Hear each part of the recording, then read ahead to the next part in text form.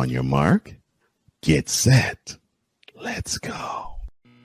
I can't do it. We'll do it live. Do it live! I'll write it and we'll do it live! Mister, will you please wake up, wake up, wake up, wake up, wake up?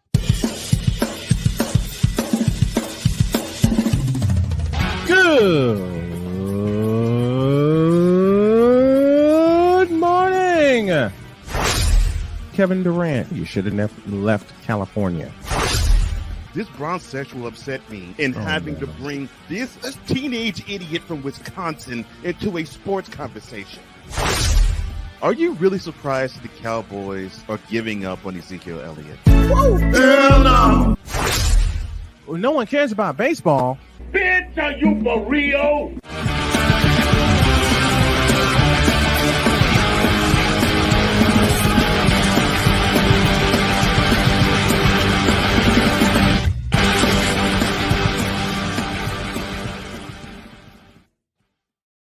Oh, yeah. Oh, brother. Time to put this week to rest and time to end this the right way. Good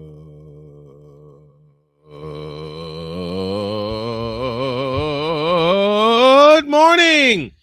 Welcome to the fabulous, fantastic football Friday edition of Snowman in the Morning.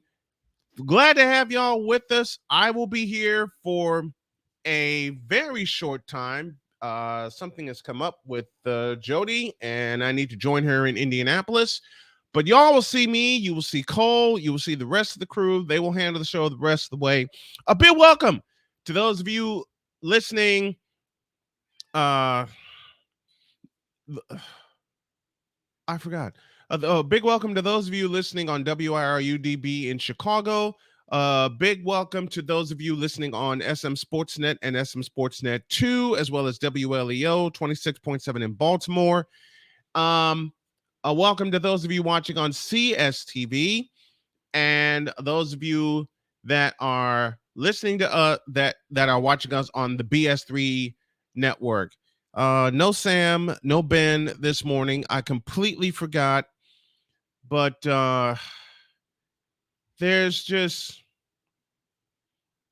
one story I'm going to touch in the whip around, and it's a very, very sad one. Those of you who follow wrestling already know what happened.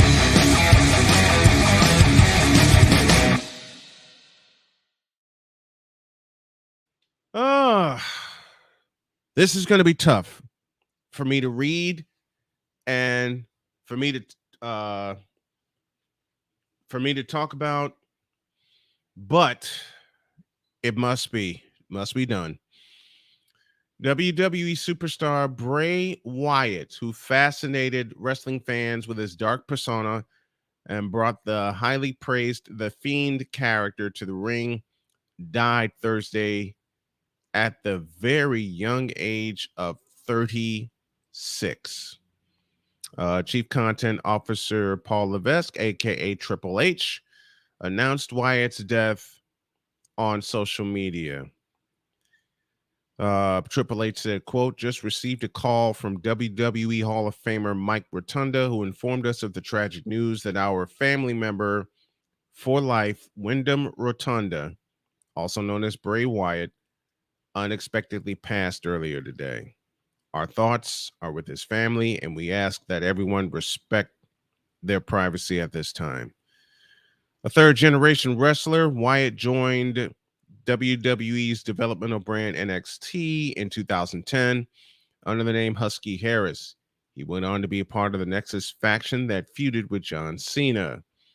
But Wyatt rose to stardom as leader of the Wyatt family, a cult-like group with sinister ideologies that also featured the late Luke Harper and Eric Rowan. Golly, man.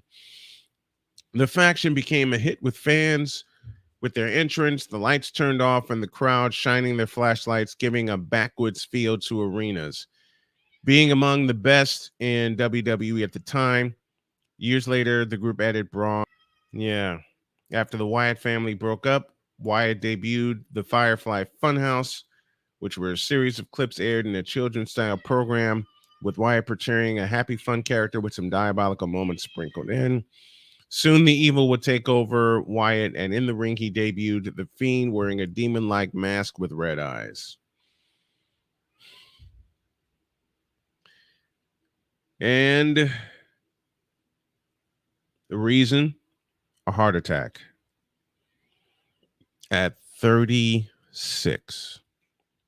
This is tough. A whole bunch of us were talking about it on social media last evening. And something that Cole Johnson said, it can't wrap my head around this one. I can't either. Shane Lake, the big dog, was the first one in. He said Bray was truly one of the most creative minds in all of WWE. Now the gates above will have to let him in, and I'm sure Brody Lee is waiting for him with open arms. I know it. It's the toughest thing to wrap my head around right now.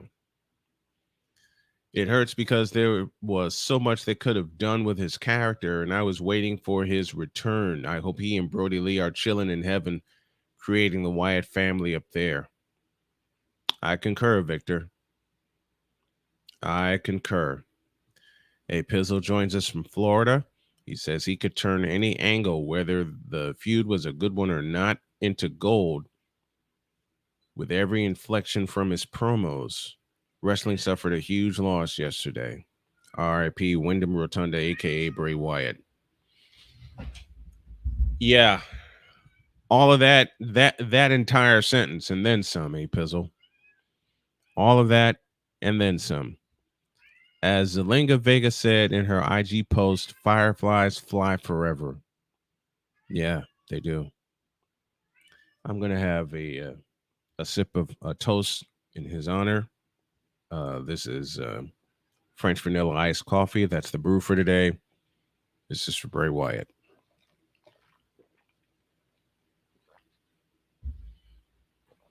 A.K.A. Wyndham Rotunda. Third generation wrestler. How many people can say that?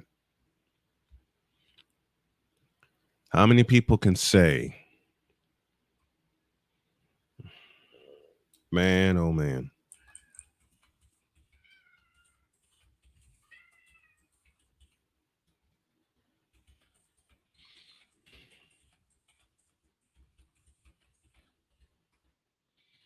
How many people can say they're a third generation wrestler? How many people can say they're a third generation anything?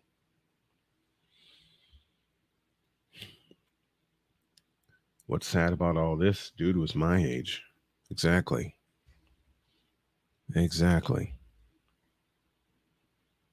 And we're paying tribute to Bray Wyatt in this opening segment. So drop your thoughts in the chat and I'll read them all. Fun fact, there was a collection of videos called Superstar Ghost Stories. Bray Wyatt's was one called The Man in the Woods. The description was the Fiend. He was ahead of his time. Yeah, he was. It's like Shane said, one of the most creative minds in all of WWE, man. Wize is here with us. Good morning to you, my friend. Sergeant Klein, I want to read that right. Sergeant Klein says, to be honest with you, he was the Undertaker of our era. Yeah, he was. And good morning to Wize and all in the chat. This first segment we're doing, usually it's the whip around, but we're paying tribute to Wyndham Rotunda, a.k.a. Bray Wyatt. Bray Wyatt, for those of you who don't know, passed away yesterday at the tender age of 36. And I say very, very tender age.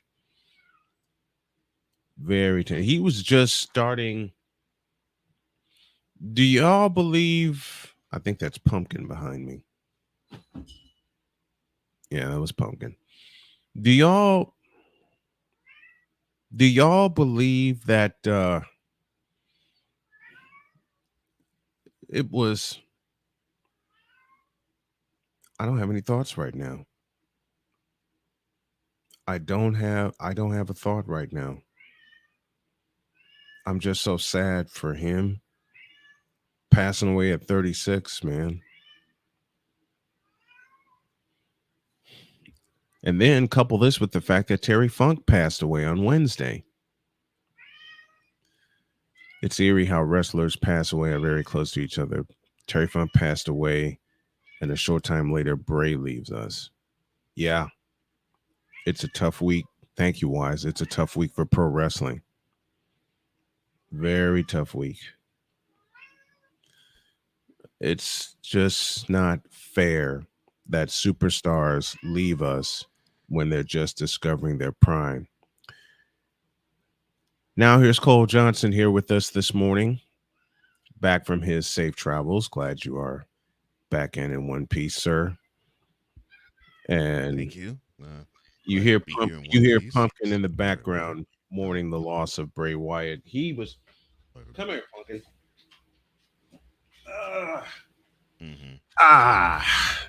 See, even Pumpkin's mourning the loss. You know, I think I'm inclined to think that he saw when I just happened to catch a wrestling program last year, and he was in the house with me. He just got hooked, didn't you, Pumpkin? But why? But how couldn't you? How couldn't you, to such a creative mind and such a wonderful character and a wonderful person who portrayed the character? Yeah, that's tough. That's just so tough. Well, we wish the Wyatt family, the Rotunda family rather, and all the fans of Bray Wyatt the absolute best.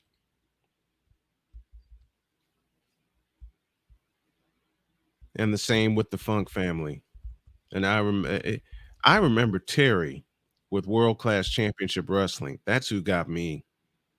That's the organization, I should say, who got me hooked on Terry Funk and everything that he did. You want to talk about a fellow who really got into his character, whether heel or face? Terry Funk was one of the hardest working men in pro wrestling, period. Whatever you needed him to do, he did it.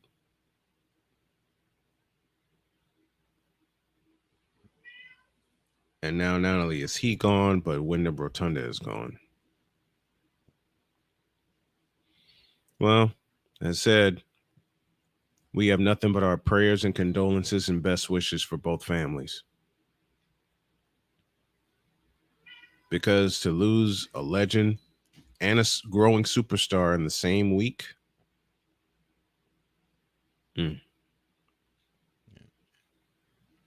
that's rough. That is rough. We're going to take a break. I'm going to step away because my wife has an appointment in Indianapolis and I have to get going. Cole will take you the rest of the way. And Cole, I appreciate you. I appreciate Sensei Drew.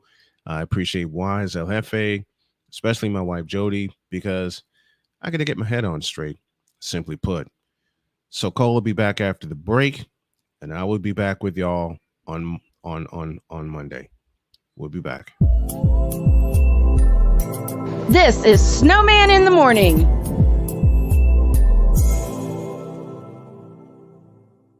CSTV will air the Big Three, and I'll call the doggone games. Ice Cube, bring your show out west, and we'll handle it. I'm making a public plea right now. You want some fair coverage? CSTV will air your games, all of them, and I'll call as many as I can. We'll do a simulcast, television and radio. It's an area I know best.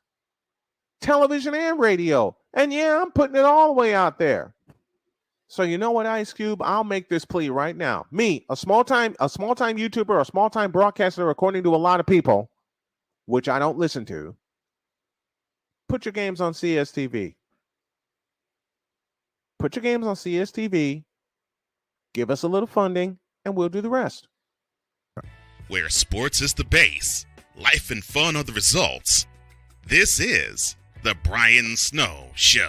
Your afternoons just got better with the Brian Snow Show. Weekdays, 4 p.m. Eastern. Come on aboard and enjoy the ride, folks.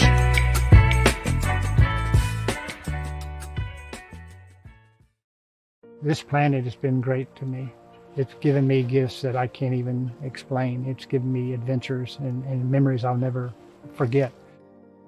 And Battleborn, I think, has given me the opportunity to go beyond and give something back. How can I be a better custodian to this planet and the place I live? That's where I am with Battleborn. Let's make the planet a better place. Now, I'm known as the guy who can fix just about anything, but the technology in most appliances requires very special training to fix. And that's why my family has Choice Home Warranty. Choice Home Warranty covers over 25 major home systems and appliances. That's your AC, heating, plumbing, kitchen and laundry appliances, and so much more. Call Choice Home Warranty now before something breaks down. Get protection for your heating, AC, plumbing, kitchen and laundry appliances, and more. Call 800-973-6121. Cause we take this job so serious. What in the all types of blue hell? Yes, it's Snowman in the Morning with Cole Johnson.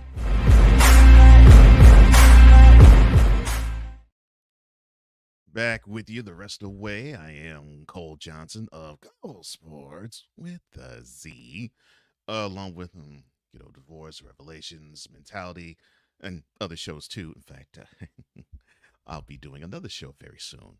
But that will be on the horizon, and that will be announced at a later date.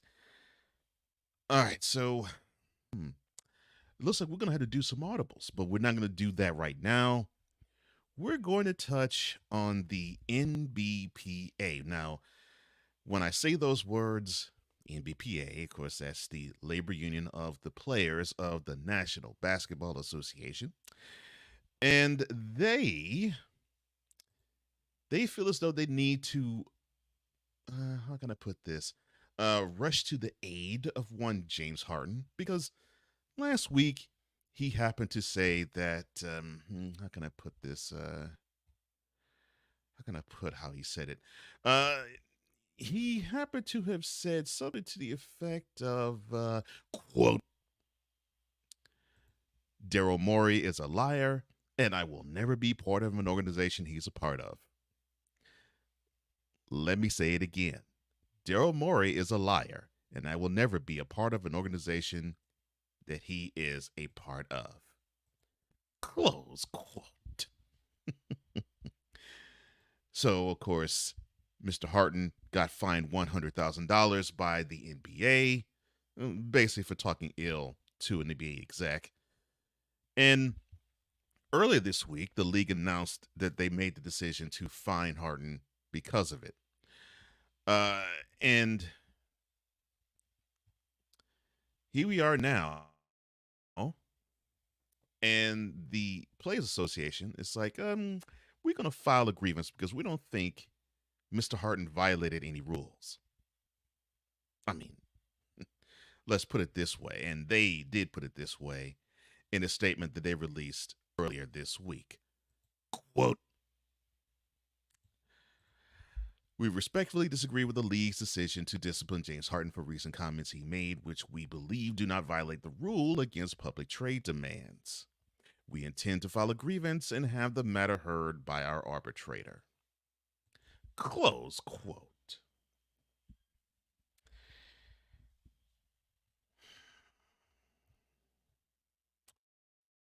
NBPA, yeah, you need one of these.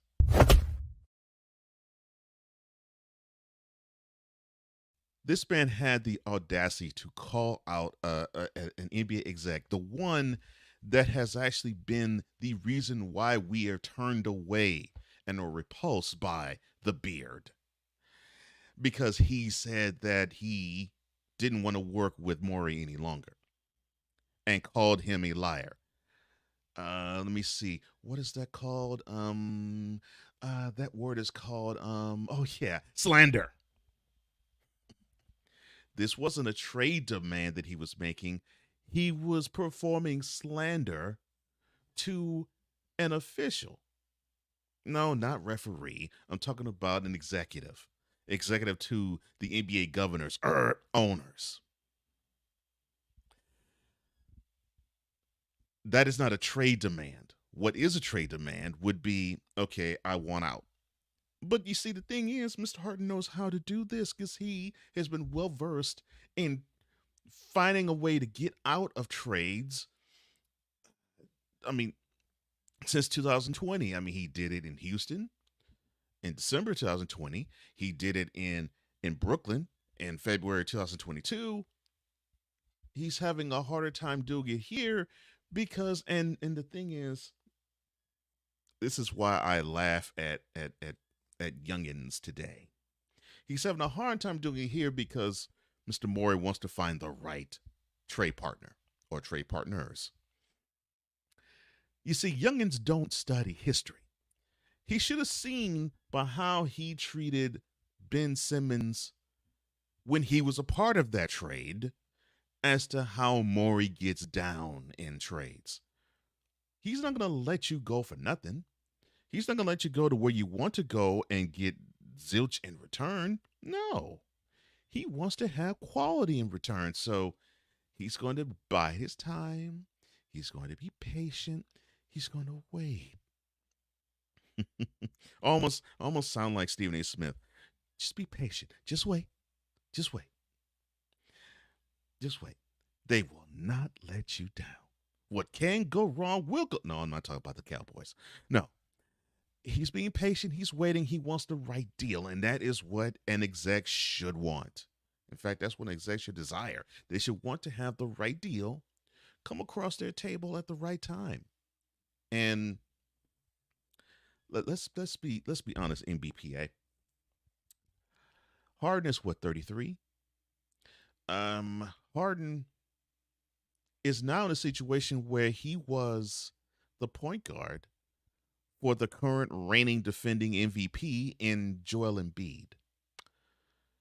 So why doesn't he want to work with the current reigning and defending MVP?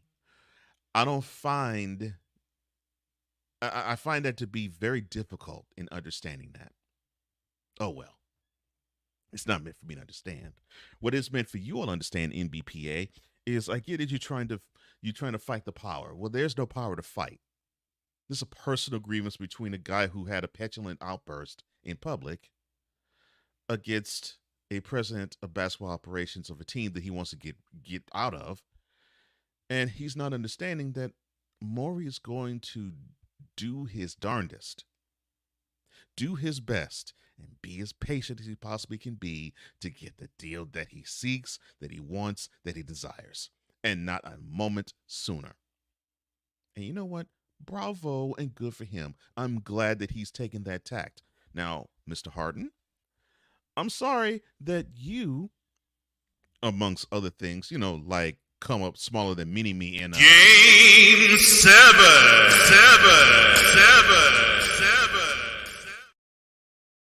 Actually, no. Come up smaller than Mini-Me in multiple. Game 7.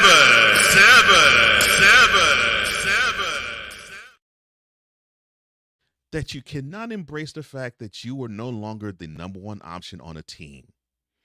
That now you have to actually embrace being the number two option, but you don't want to do that because you think that you can win with your boring ISO play. And when you were in your prime, Harden, you failed miserably. Yes, I mean miserably. All I can think of is Game 6 and Game 7.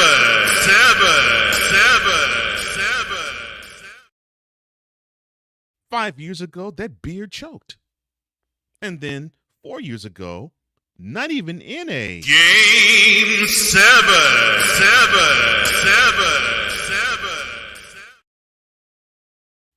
That beard choked again. And that was in your prime. Now you are a shell of your former self, but you still think that you are Giannis Antetokounmpo, Joel Embiid, Nikola Jokic. Come on, Kawhi.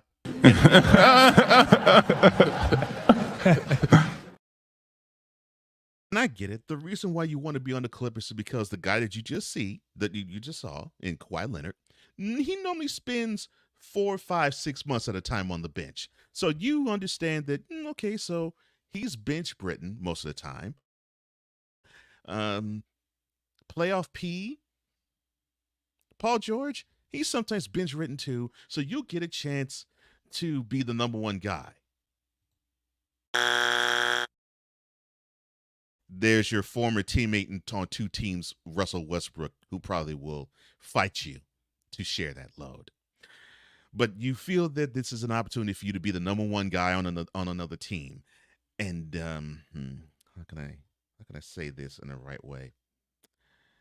You actually believe that you still are the number one option on a franchise, that you can that a team can hoist the Larry O'Brien trophy, and you would be the one to win Finals MVP because you were the number one option on a team. Why the you lying? Why you always lying? Oh my. Beard. Stop the cap. NBPA. Stop the cap. And all of you who root for this idiot. Stop the cap. Because he's getting what he deserves.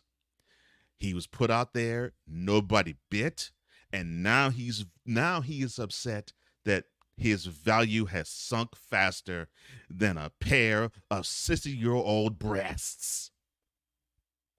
That's what he gets. And NBPA, take that grievance away, because the dude is speaking out of his feelings. He's Drake.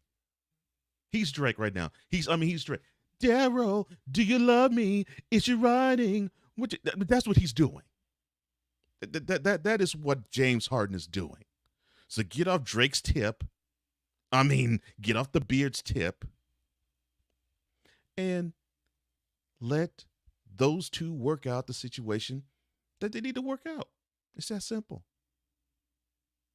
But, nah. NBPA, with this grievance, please. Stop the cap.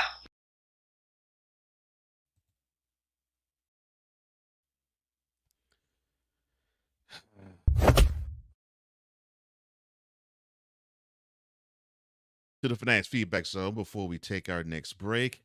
Cole says, "Hey, Pizzo90, how you doing, brother? Hope everything's good with you." Ryan McCarthy of No Credentials Acquired fame. He says, "Good morning, Snow Crew. This generation of NBA stars thinks their GMs are J.G. Wentworth because they need cash now. That's not how the business works. That's not how any business works." Sam Shady, the Shady Sports Network, he says, "Good morning, sir." And he's agreeing with things in the chat.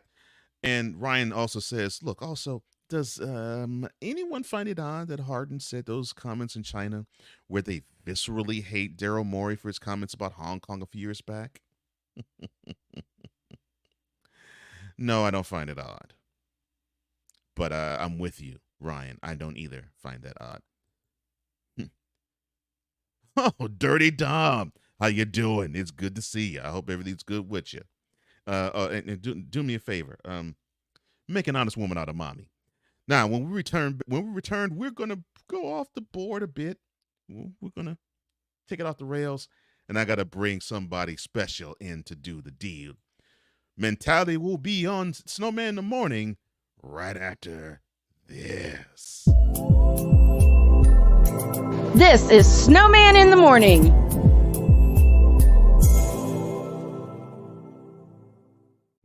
What do you get when you watch or listen to the Life Happens podcast? Well, I'll let them tell you.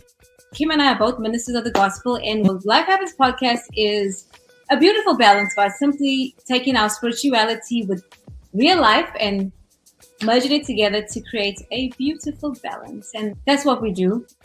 BS3 Network proudly presents Life Happens podcast, where Christianity and life intersect.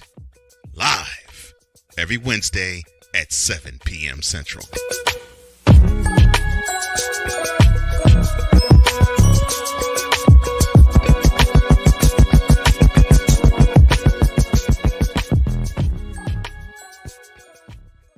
Here's Here's an important message from the Diabetes Solution Center. Do you like pricking your fingers to test your blood sugar levels? No one does, but it's important to maintain your health. And now, by wearing a small remote device called a continuous glucose monitor, or CGM, you don't need to prick your fingers anymore. It's easy to use and helps you make more accurate diabetes treatment decisions. If you are testing your blood sugar 3 or more times daily, injecting insulin, or using an insulin pump, call the Diabetes Solution Center right now. And if you have Medicare or most major insurance coverage, you may be able to get a new CGM at little to no out-of-pocket cost. Shipping is free, and we'll even bill your insurance company for you. If you are testing your blood sugar 3 or more times daily, injecting insulin, or using an insulin pump, call the Diabetes Solution Center right now to learn how to end the painful finger sticks and get your own continuous glucose monitor, or CGM, at little to no out-of-pocket cost. 'Cause we take this job so serious. Man, I went home that day and talked to my wife, Vicky. And Vicky was like, "What's wrong with you? You pissed off?" "Yeah, I got this partner I'm working with back in the radio station. Man. The Negro be lying." What in the all types of blue hell? Yes, it's Snowman in the Morning with Cole Johnson. The incomparable Chris Bass. He will join us later in hour number 2, where he says he has a special announcement for us all. And I think he hasn't really announced that announcement anywhere else. It is so we're so honored that Snowman in the Morning with Cole Johnson will be the first place where he will make that announcement. Oh, and speaking of announcements, I think the person I'm about to bring on said this a lot over the past week and past weekend. The following is a public service announcement from Wize El Jefe, Boston. This has been a public service announcement from Wize El Jefe. So with that being said, here we go. And now batting, the man who is leading the charge to save fire, Aaron Boone, number 420, Wize El Jefe, number 420. Yes, I am leading the charge in the Fire Aaron Boone campaign. I have no problem admitting it. It's fine. I knew my team sucked. Like y'all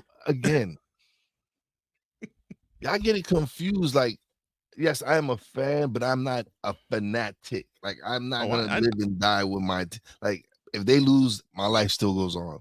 Even when they win, I'm happy. Mm-hmm. No, I know, brother. You know, I know you know. Mm-hmm. But just, it's a game. It's a game. Hey, listen. You think you would have thought like Boston sweeping us would have like put me over the edge, but it hasn't. I've maintained my cool. Like, I know they suck. We suck. One of a coworker of mine who's a Red Sox fan, and he called it. He said, "Yeah, y'all gonna finish last." He says, "We're gonna finish." He said, "We'll probably finish. We're probably like the fourth." He said, "Boston's probably the 4th best team in the division." Oh, he wasn't off. No, he called it. Listen, my team just sucks. I can't help it. I'm about to add Cashman's name to that list.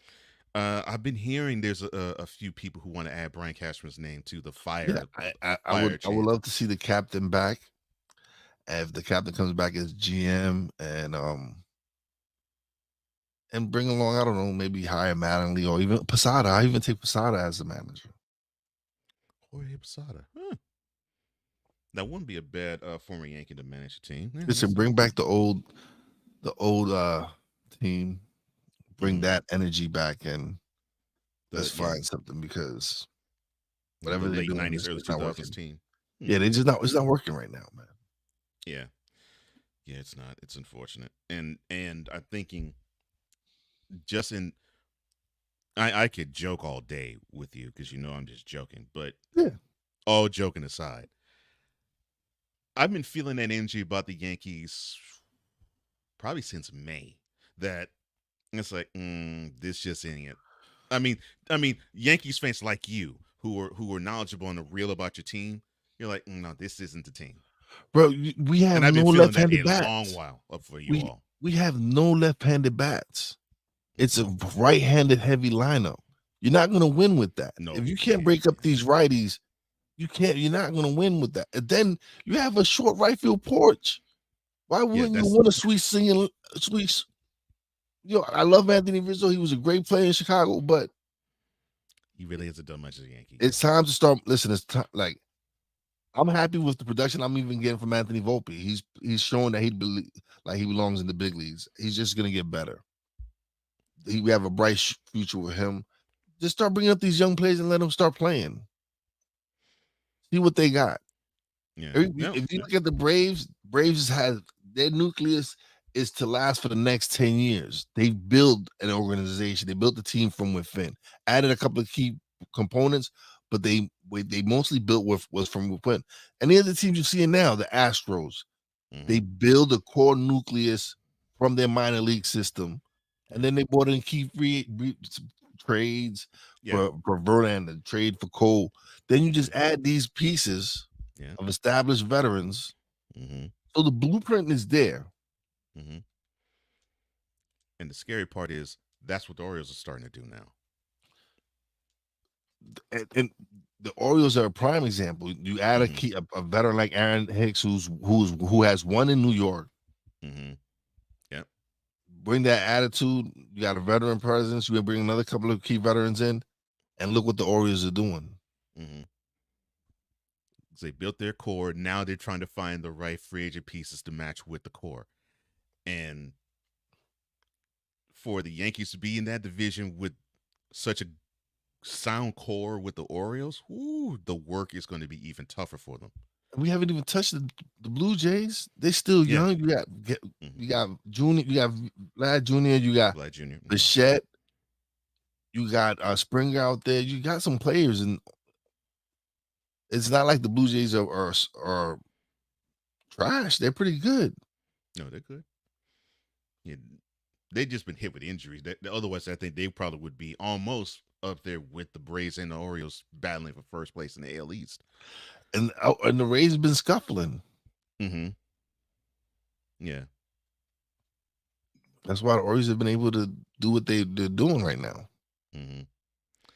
Yeah. Yeah, so I agree. I think an infusion of not just new blood, but of new mindset, I think definitely needs to happen in the Bronx. And it's unfortunate. It looks like it's slow and moving. Bro, if it wasn't for the that fact, doesn't sound like the Yankees. bro, the other night, if it wasn't for the fact that Aaron Judge hit 3 home runs, right? Right. We only scored 1 run on a DJ LeMahieu home run, so it would have been 1-1 tie. Like, what are you guys doing? I don't understand. Like, this lineup, yes, it's horrible. Like, you got McKinley playing, you got all these other different players, now, even though he's hurt now, but all up that line, Stanton is there, but you need to make some decisions. Like, Donaldson is not the answer. He has to go. I'm sorry, Rizzo has to go. If you're gonna trade Glaber, decide now. Start bringing something like, let's let some of these players play, man. I'm ready to just see what these young guys got, and then if they can fail and succeed up here, then we'll see. Now, this isn't directed to you. This is directed to Garrett Cole. I am sort of happy that his wonderful arm is getting wasted. That dumb idiot. But again, he got the bag. He got the bag. So he got the bag, yes. But he's also been a lifelong Yankee fan. Let's not say Garrett Cole's been a Yankee fan his whole life. So he wanted to play for his team. Like, come on, man, you can't hate on that, man. I know he left your team. I understand he left your team. And how he left it was cold. I'm like, dude. Yeah, that's what sucked. Just how it's a business. It's a business. I get it. As fans, we might not approve of it. Yeah, but as men, we need to be like, nah, he got the bag. My man got paid. All right, so yeah, I'll do it this way. Okay. As a fan of the Astros, it warms my heart to see Garrett Cole sucks. Yes, I get it. I feel that. I feel you on that. It warms my heart to see Garrett Cole's arm get wasted on a team that's in last place in the division. Yes, as a fan, as an Astros fan, that's how I feel. Yeah, as the man, as me as the man, or even as the analyst. Oh yeah, Cole did the right thing because the Astros were not going to back up 9 years of 325 million in his face, and the Yankees did, and it's even better that it's the team he's rooted for all his life. Yeah, thank you, I appreciate that. But hey.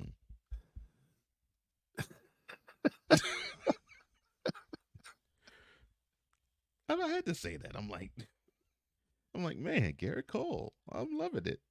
You ain't competing for Jack. This is great. This is great. I'm sorry. You do have company in the Fire Aaron Boone section. Ryan, who is of course a lifelong Yankees fan himself, just like Wize, says, "Fire Aaron Boone, yeet that man into the nearest star." Yeah.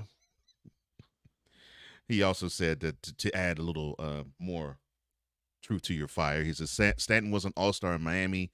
He's an all-star in New York, but only if the IL had an all-star team. Listen, I can't. It's true. Look, Ryan is stating facts. It's not like he's not stating facts. He is stating facts. I cannot disagree with my man Ryan. Like, he is stating facts. We've invested in the wrong players. Yeah. We've made deals that just to make a splash. Like, did we really need Stanton? No, you did not need that because you already that contract should have stood in Miami. Yeah, we did Miami a favor taking that contract. Because you already had a power right-handed bat. You didn't need another one. It was stupid. It was really stupid. And besides the Cole signing, Brian Cashman has been straight trash. So, you know what? I'm going to start leading the charge. Fire Brian Cashman as well. Now that I think about it, the only real good thing he's done was bring Garrett Cole to the Yankees. Nothing else. Like, nothing. I'm sorry. And he signed my man Judge. He signed Aaron Judge. About sign and re-sign Judge, I would think. Yeah. Yes, no, that was two good things. Two good things. But besides that, what has he done? Like, he brought in Stanton, he brought in Rondon. He hasn't done anything since the 09 championship. Like, wow. This is what we are 2023. 15 years? Wow. 2023.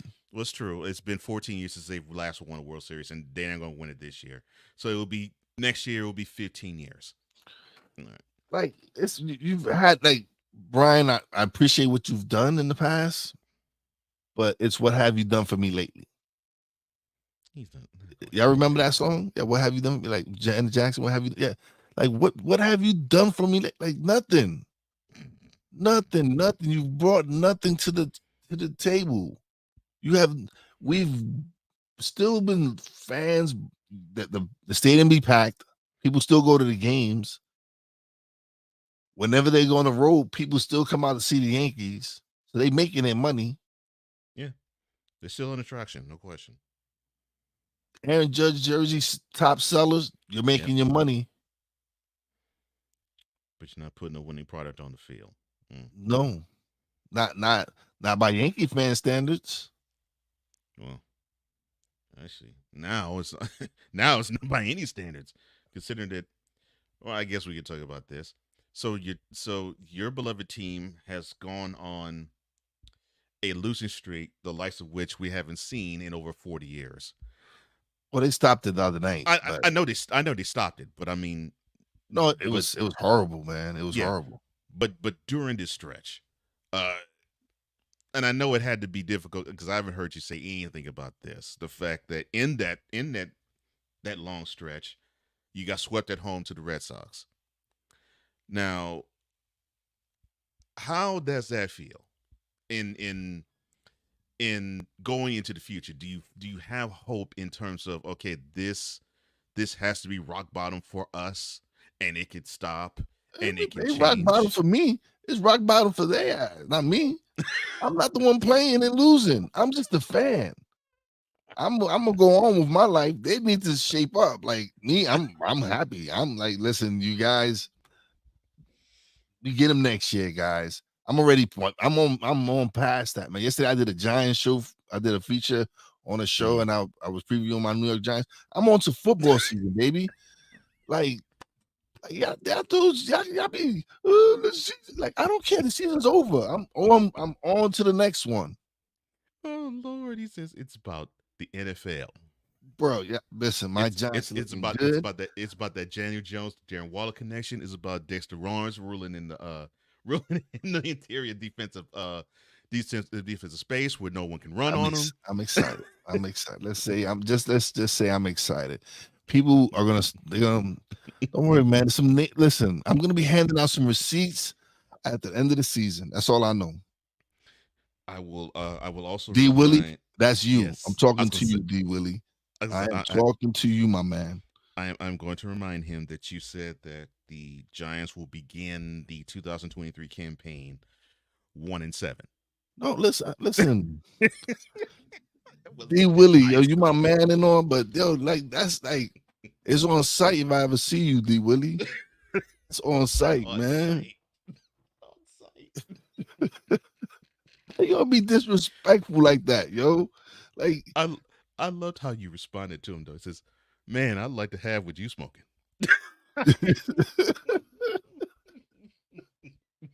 Cause my man was, we was on his show, so he was like, I get it, we on his show, but damn, my man, like 1-7. Oh, whoa. I was like, all right. But I was getting it. I was like, okay, so yeah, this comes from a guy who is a Commanders fan, so like division. So he knows this is a divisional rival. That this guy roots for the divisional rival. So he's gonna needle the divisional rival fan and say that say that they could have started the season rough and have an uphill struggle the rest of the year. Rough. That's rough. That was rough, bro. He couldn't even give it like 2 games. He said 1-7. I'm like, my dude, and I said, whatever you got, like, I want some of that because it's real good. Because I don't understand that, man. I don't understand. And then on top of that, now, right? Oh, man. On top of that, you get rid of Daniel Snyder, right? You get rid of Daniel Snyder, and now you got Days of Our Lives with Eric Bieniemy.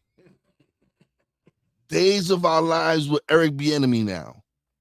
Oh, he hurts our feelings. The coach, like, y'all be killing me with this nonsense. He hurt my feelings. If Mentality was a sports show, I probably would have had that as a topic. But I find that hilarious that grown men. I find it hilarious that grown men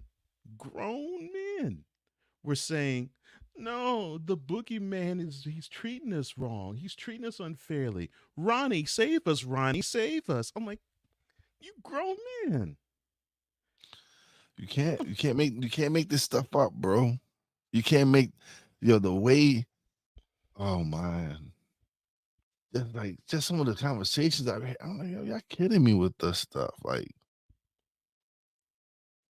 I don't understand y'all. I don't understand none of that. I really don't. Oh, you cold. Mentality sport. With you us. Never know. You never know, Vic. You never know. Yeah, I'm about to say, Vic, yeah, you never know. We always working on something. That's right. Good morning to you, Godfather Dom. Appreciated you being here, stopping with us, and we're gonna touch on this after the break because I think we need to touch further, and I think in a more positive way, the impact of one Wyndham Rotunda, aka Bray Wyatt.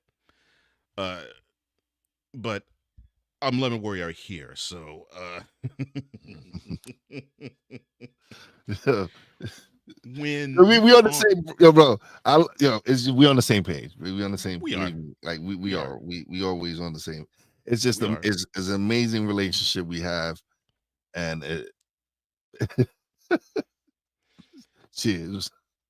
I find it with us. I find it uncanny that I'm like, doggone, what subject do we not really have interest in that's common? I'm like, dang. And it's like I keep introducing more topics, and it's like either one of us could step out the way and say, well, I actually think that way. I wouldn't phrase it the way he would, but I actually think that. And I think we both are finding more and more topics where we're saying that about each other. I'm like, doggone. And who was it? Because it's just amazing. Like you would where it works. It just works. It's It like does. it just the show, everything, just our relationship in general. It just works on how it's just crazy how people you just be your relationship is just on, but it's like, damn, like damn, this brother's like, I've known this brother all my life. Like, damn, it's one of those relationships. So yeah, Yeah, it is. So like, I was like, how is it that? no, it's one of those lifetime. It's like one of those. I mean, Generation. It's like one of those friendships that you know when it starts. It's a relationship that's gonna last a long time because it's just the way, just the way we're able to communicate with each other. Like Yeah, because I'm like, we could be we're completely honest with. That's what it is. We're completely honest with each other.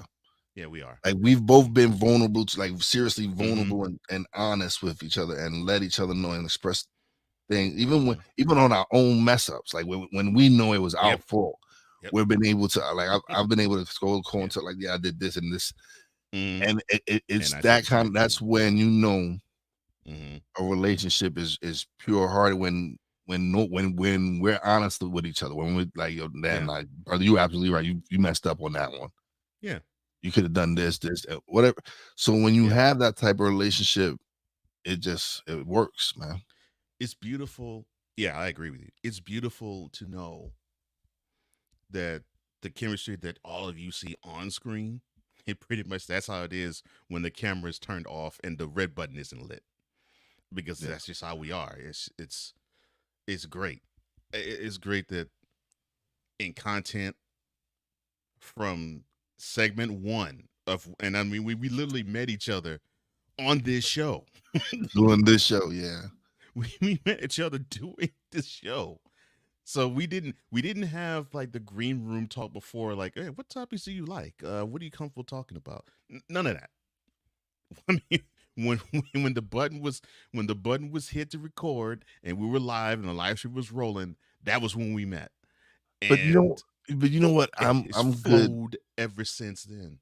But I've I've never done structure on my show until now, kind of, and mine's still not really structured. I'm still working on that, and it's going to improve. But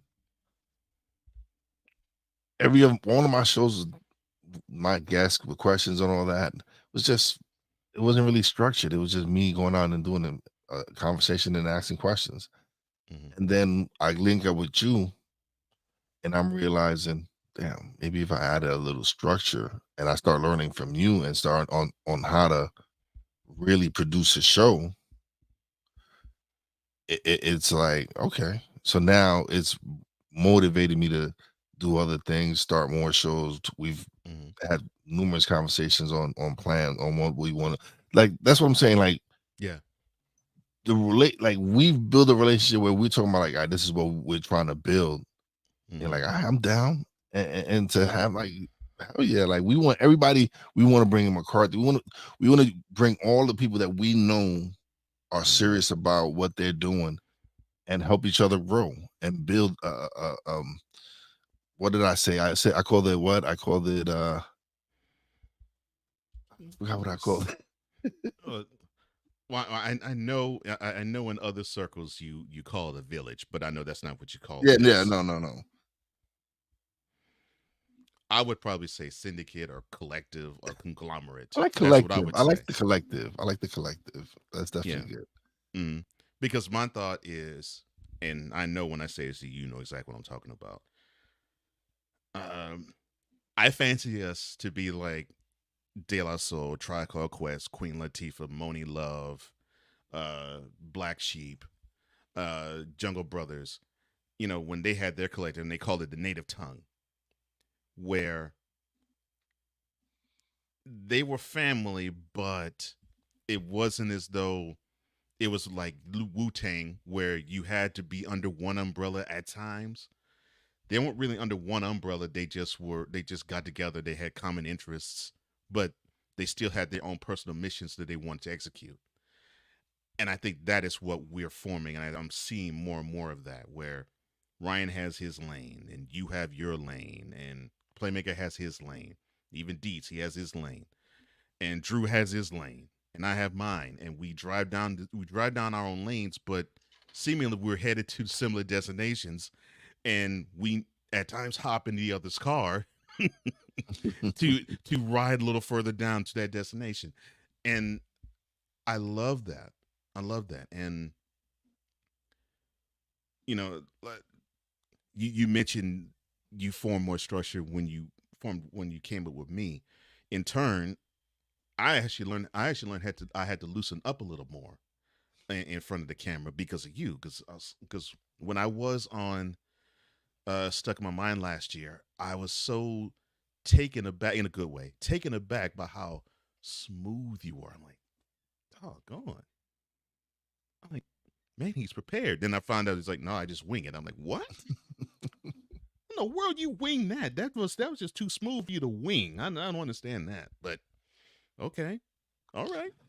It's because it's never and like I tell you all the time, I'm like, it's getting me to the point where like I'm working on different projects on, and actually it's funny because I do the projects because I love creating content, but I also do it as a challenge to myself to make myself improve. And I'm always telling you this, like, all right, I want to do this, and this, and then you throw in your input, and I give you the reason on why I'm doing it, and you're like, okay, I understand now. So it's those conversations that like have helped boost my skills, and then actually, and then you see it in the production.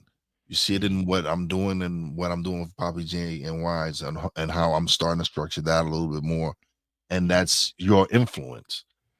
And when you have someone you can learn from like that, to me, it's like, all right, you need to take this right now, this opportunity, and start learning. If you find, and I tell anyone, if you meet someone that is willing to teach you and spend time and energy on teaching you and developing you, take it. Like, all right, thank you. Like, and really truly apply what this person is teaching you. And because that's the only way you're going to get better. Yeah.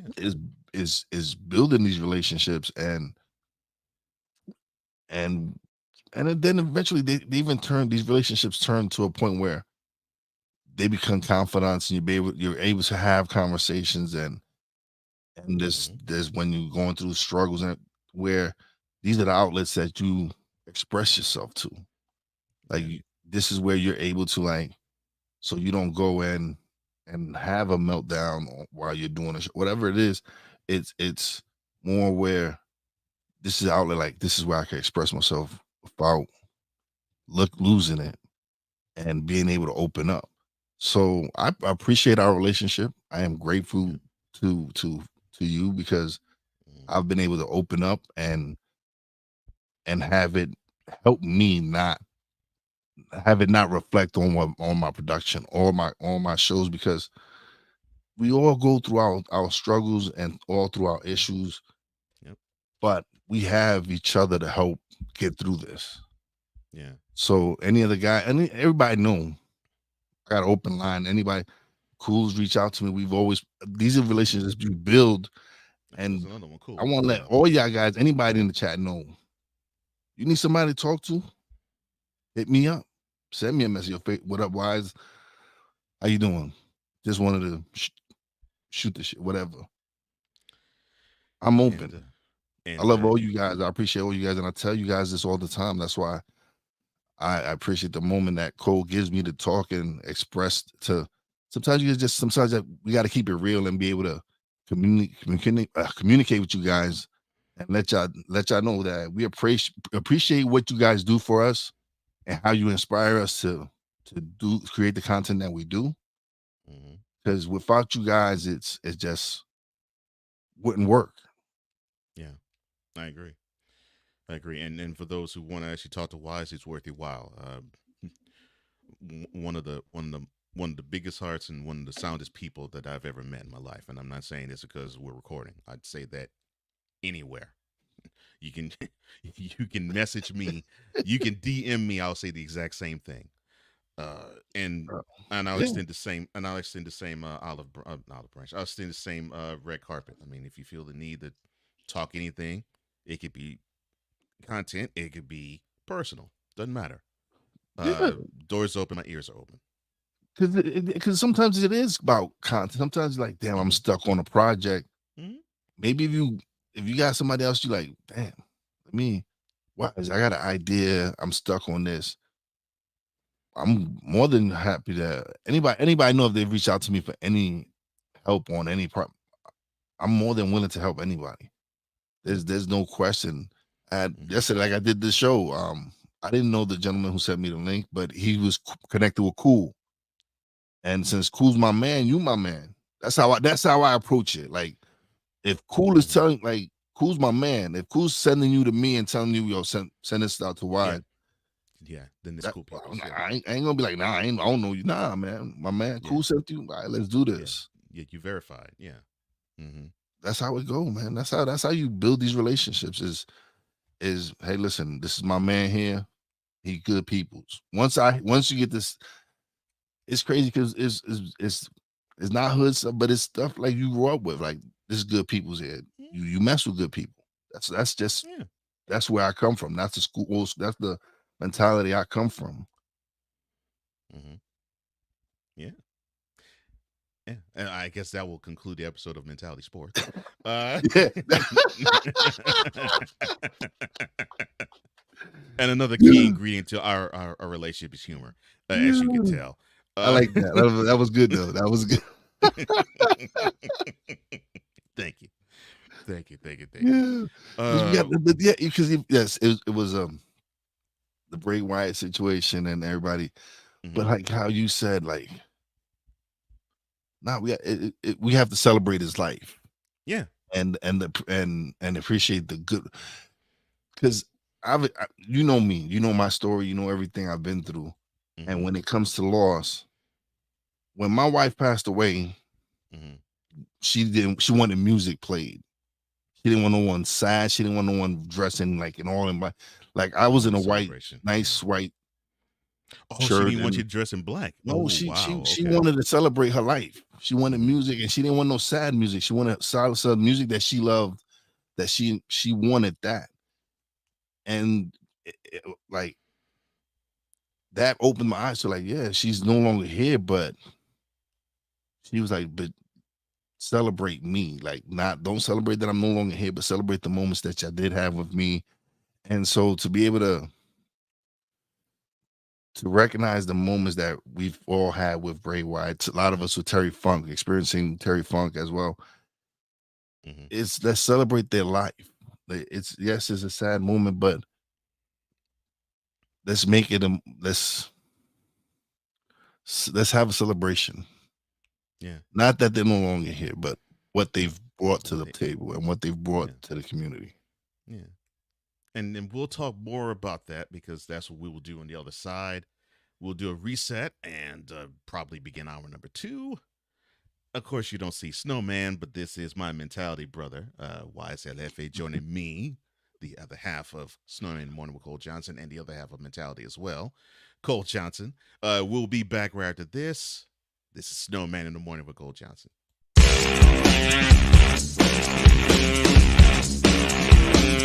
This is Snowman in the Morning.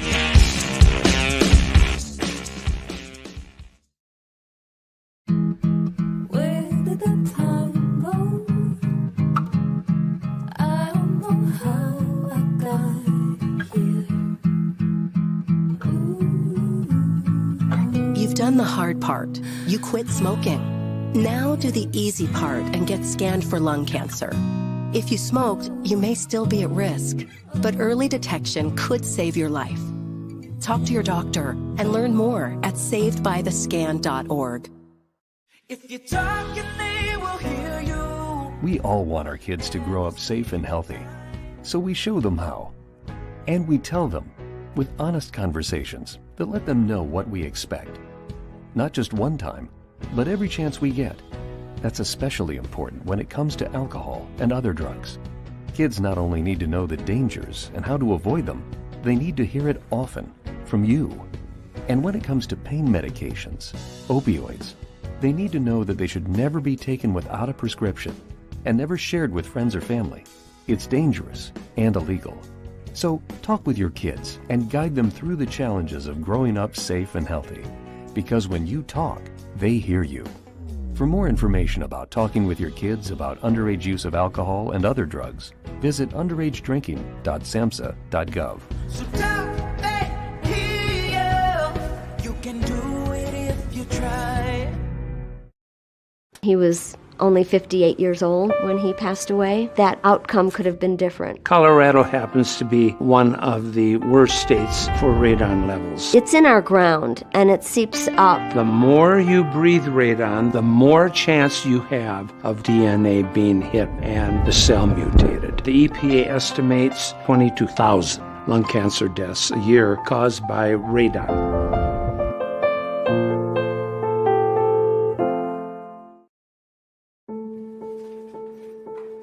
We all make choices.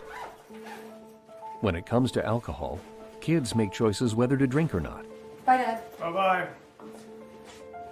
Remember, I'm going to Alex's party tonight and sleeping over. Have fun. Hey, have a seat for a second. Remind me about that party again? Alex is just... And adults make choices whether to talk about it. That's true of parents and every other trusted adult in a kid's life. Kids want to know our expectations when it comes to alcohol and other drugs. They want guidance and honest answers to their questions. And it makes a difference when the message is consistent and part of everyday conversations. So talk with your kids and help lead them on a positive path. Because when you talk, they hear you. For more information about talking with your kids about underage use of alcohol and other drugs, visit underagedrinking.samhsa.gov. Time for hour 2 of this spectacular. Ryan McCoffey now joins us this morning. That's what you need to do to beat Josh Allen. You need to make him uncomfortable. Hour 2, time for some Spivey notes. And here's Jay. Well, I know he's only in his 3rd year, but they're just wasting Justin Herbert. Hour 2, the hardest working content creator I know, the playmaker. Hey, LeBron James, the greatest scorer of all time. Hey. Hour 2, the one, the only Christopher Dietz. They rewarded Ohio State for not playing, and they punished USC for playing. Hour 2, Sam Shady. Oh man, it's been a roller coaster ride if you were a Philadelphia Stars fan. Hour 2, that's Big Ben, the man in charge of the BS3 network. And if I see Kurt 2 Chainz Cousins out. Hour 2, Chris Bay's joining us. Oh my God, oh, this game. Oh, way to go, Sammy. Hour 2, Wize El Jefe. Oh man, I thought I missed it. What in the all types of blue hell? Time for hour 2 of this spectacular, and it starts right now.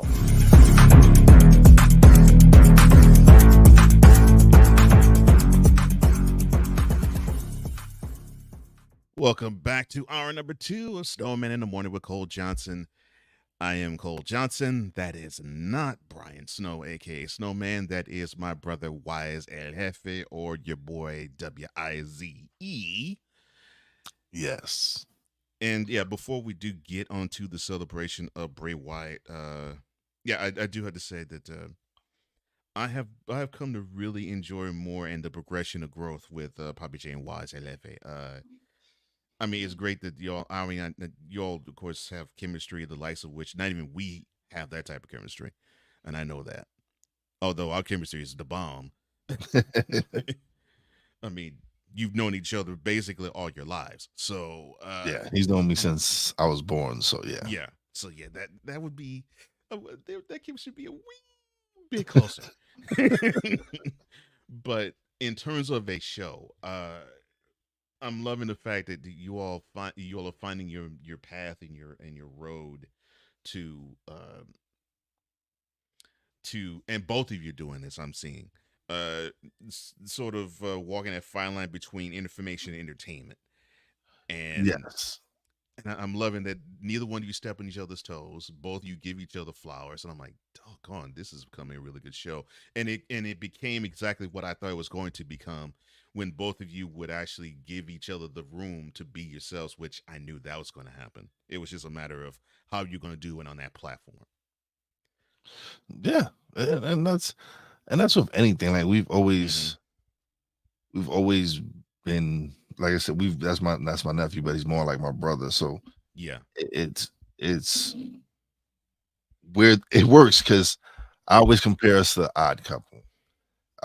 Me and him are definitely the Odd Couple. He's Felix Unger. I'm Oscar Madison. Hands down.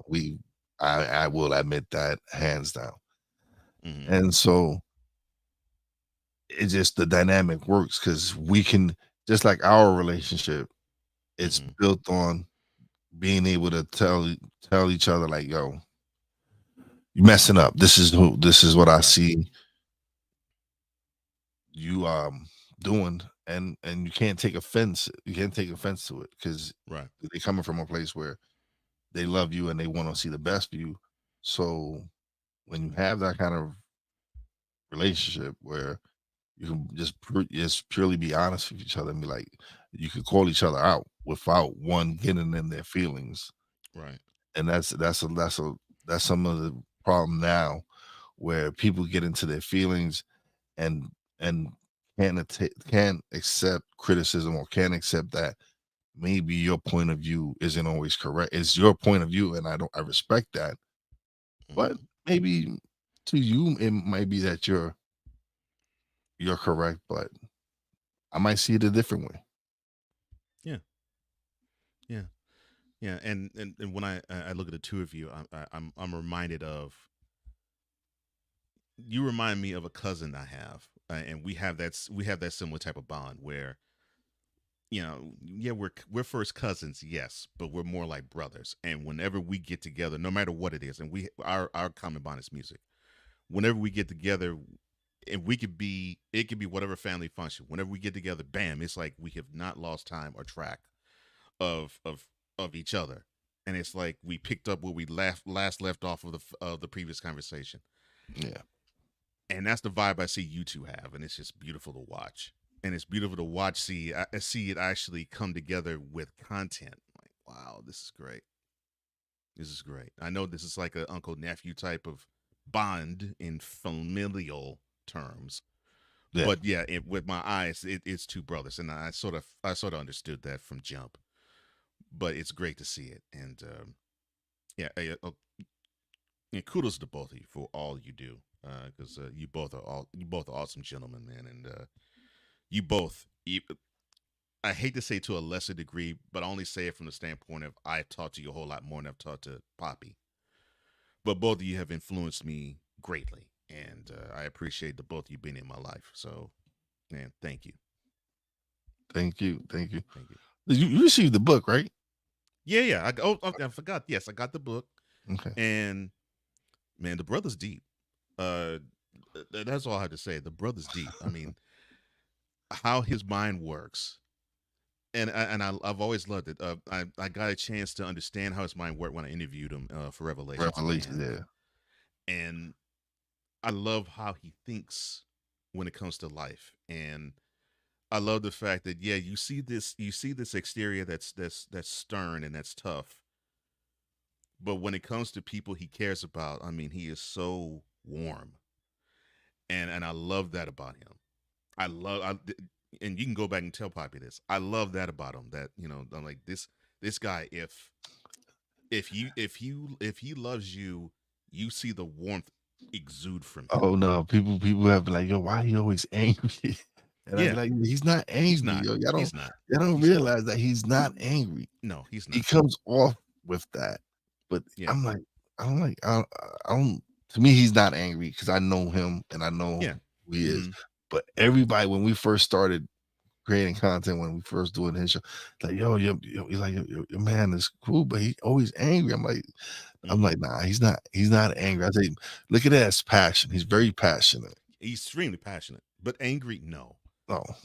Oh no. No.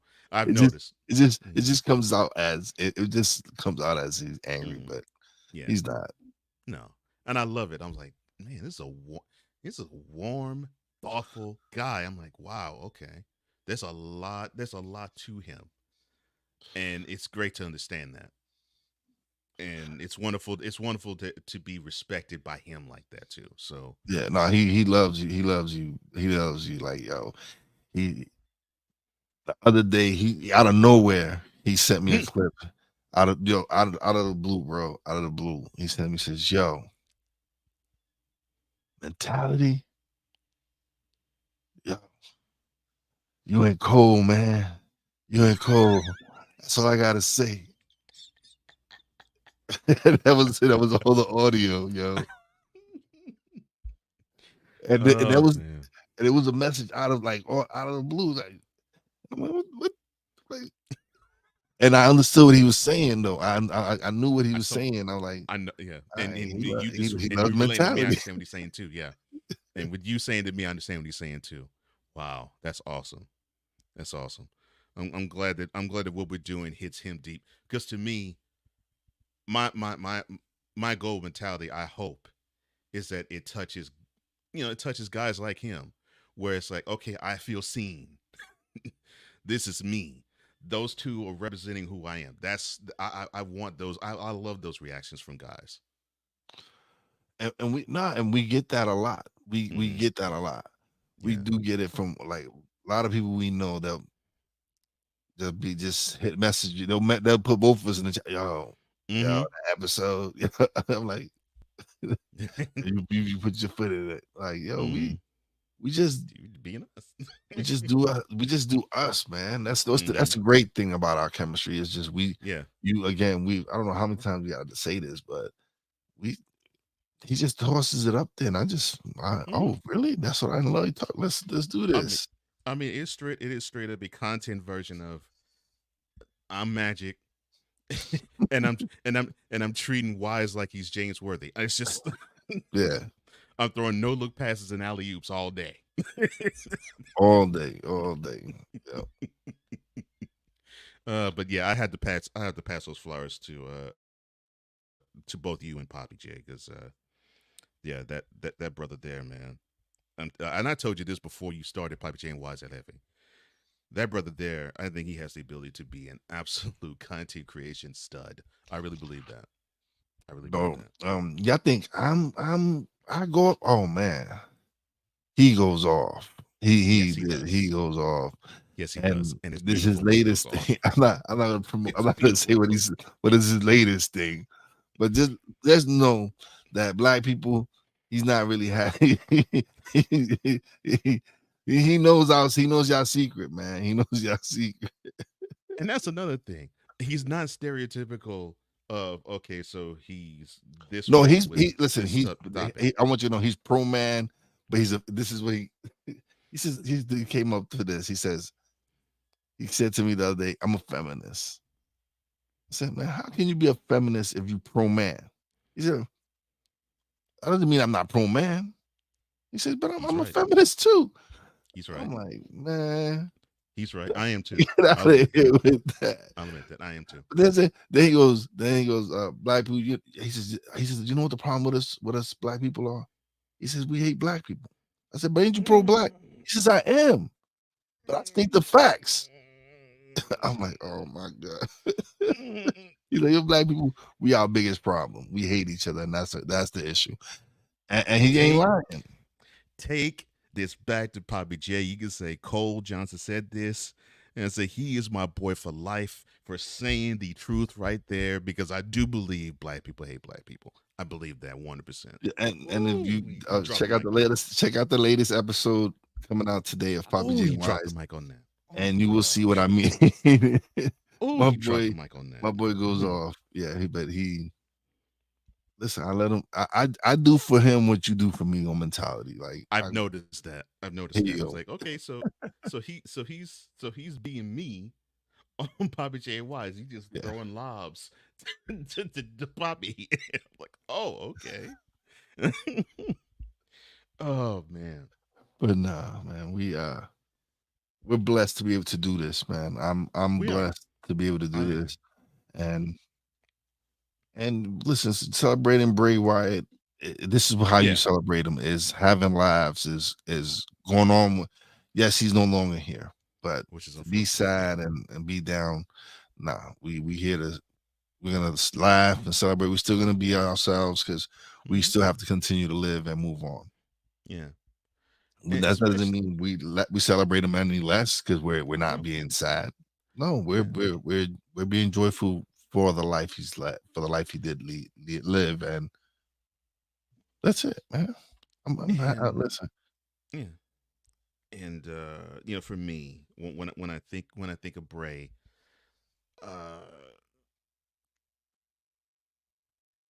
the lesson that I get from him is you can be in an industry and not operate the same way as everybody else does. I mean, you don't have to do the same thing as other people. You can be bold enough to come at it uniquely and still make an impact. In fact, you probably make a bigger impact because there's no one else is doing it like you. Bro, listen, he came out as Husky Harris with the Nexus, right? And we didn't, a lot of like us wrestling fans kind of knew he was Mike Rotunda's son, and we was wondering why he didn't go by because he wanted to build his own name. Yeah, And I think we didn't catch that probably until after the Husky Harris experiment happened. Yeah. And so then he created the Bray Wyatt character, adding a little bit of that De Niro Cape Fear aspect of it. And then just the whole, it was one of those characters that you're like, wow. Yeah. It's one of those characters that's going to go down in wrestling history that's unique. It's like somebody said earlier, he was the Undertaker of our generation. Like, I understand what they mean by that.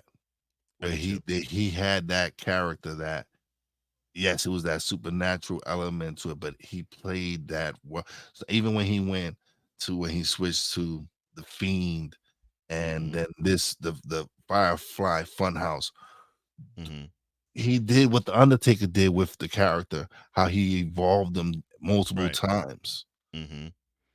Yeah, never stayed with that character. He knew wanted like to it was evolve. time. It was like it's time for me to evolve the characters. Go to, and that's what the great ones do.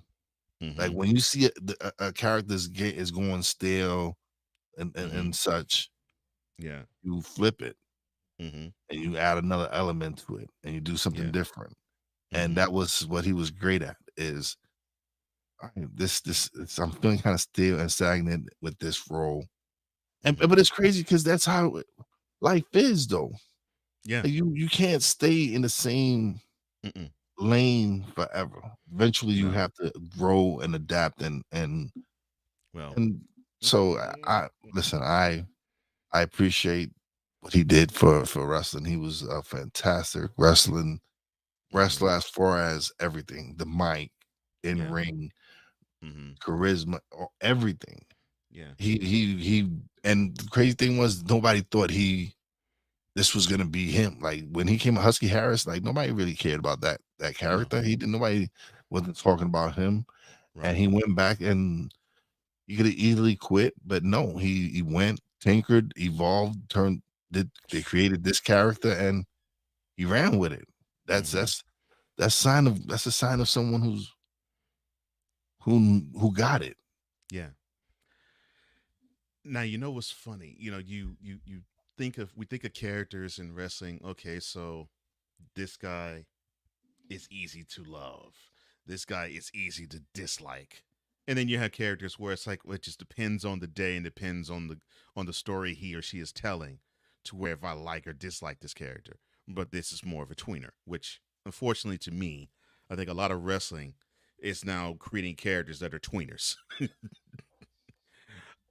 But in Bray Wyatt's case, he probably would be considered a tweener, but he wasn't a tweener from the standpoint of depending on the story you're telling, he transcended that label because of the stories that he was telling with the character that he had. And that was even before you would introduce someone else to tell a story with and have a program with. And I always found that the most amazing thing about him. It's like, wow, you could you know, you don't even have to deal with booing him or cheering him. You're enthralled. Your imagination is captured. You just want to see what he's going to say or do next. Bro, it didn't matter. And this is when you know you're great. Because it's no matter, regardless if you're heel or baby face, and the fans still love you. Mm-hmm. Those are the signs of greatness. Those are the ones that can play it like whenever they're heels, they still loved, and when they're baby faces, they're still loved. It didn't matter with him. It didn't matter with him. And for a minute there, I was thinking, okay, so it looks like WWE's trying to push him heel, but I'm not getting heel vibes from him. I'm basically getting FU vibes from even wanting to be placed as a heel or a face with him. That was the vibe I got. It was like, I'm not a heel or face. I'm Bray. I'm me. So however you're going to accept me, you're going to accept me. But here I am, and I loved that he was like, I'm bigger than that type of label that you place on me. I'm bigger than a wrestling character, and I loved it when he got a chance to be Bray or the Fiend, or in his latest iteration, dance in between both. And I love the fact that he got a chance to be the Cape Fear character. I love that he got a chance to just to be the normal guy, and I did like the fact that he was a Fiend. But it was just great to see him not just keep us guessing, and not just keep us guessing from character to character, but keep us guessing week to week. Like, wow, he's saying this, and I'm emotionally tied to him. But wow, I'm seeing something that's really eerie. I was like, wow, that's just brilliant. The character was just brilliant.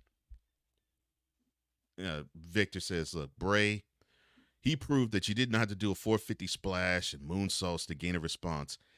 He could do a crab walk, which I always loved when he did, and it would get more of a reaction than doing a 450. Yeah. From Twitch, sorry manager, he says, look, he was Husky Harris, he was the Eater of Worlds, he was the Family, he was the Patriarch, he was the Fiend, he was Bray Wyatt, he is Wyndham Rotunda, and I'm going to miss him so much. He was the guy who made me love wrestling, and he is that type of character, like you actually said a few minutes ago. He is that type of character where he is like the Undertaker of our generation, where a lot of people said what you just said. About the Undertaker, because people said I was drawn into wrestling because of the stories that Undertaker told. And now we're gonna hear people who are gonna say I was drawn into wrestling by the stories that Bray Wyatt told. I can understand that. I can totally understand that, because I would have to say, and probably for many people, he was the one that probably made us love wrestling again because of the stories he told.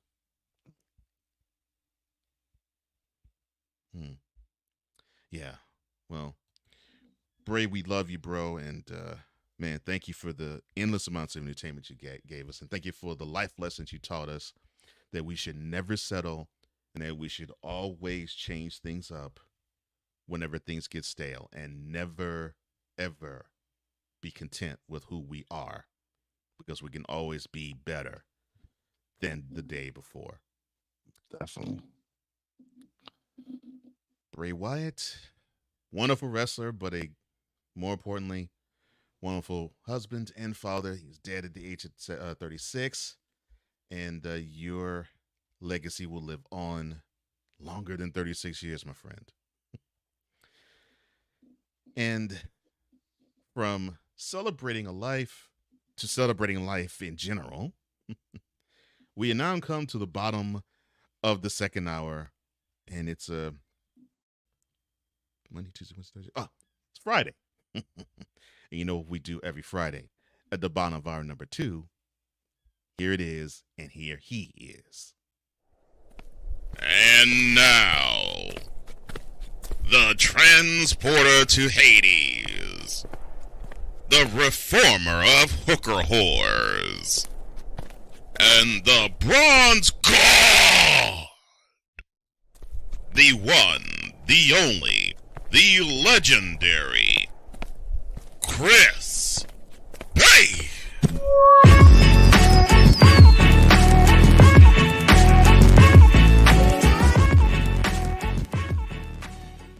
And here is the man who was in charge of Baseline, the legendary broadcaster himself, Chris Bass. How you doing, sir? Man, I'm doing well. I cannot call it. You guys had a good hand. Good morning, of course. Shout out to the Rain Man, to, of course, the Mad Scientist, to Wize All, and to all the boys and girls in the comment section. A hearty boom shakalaka to you. It is good to have this time come again. So it is,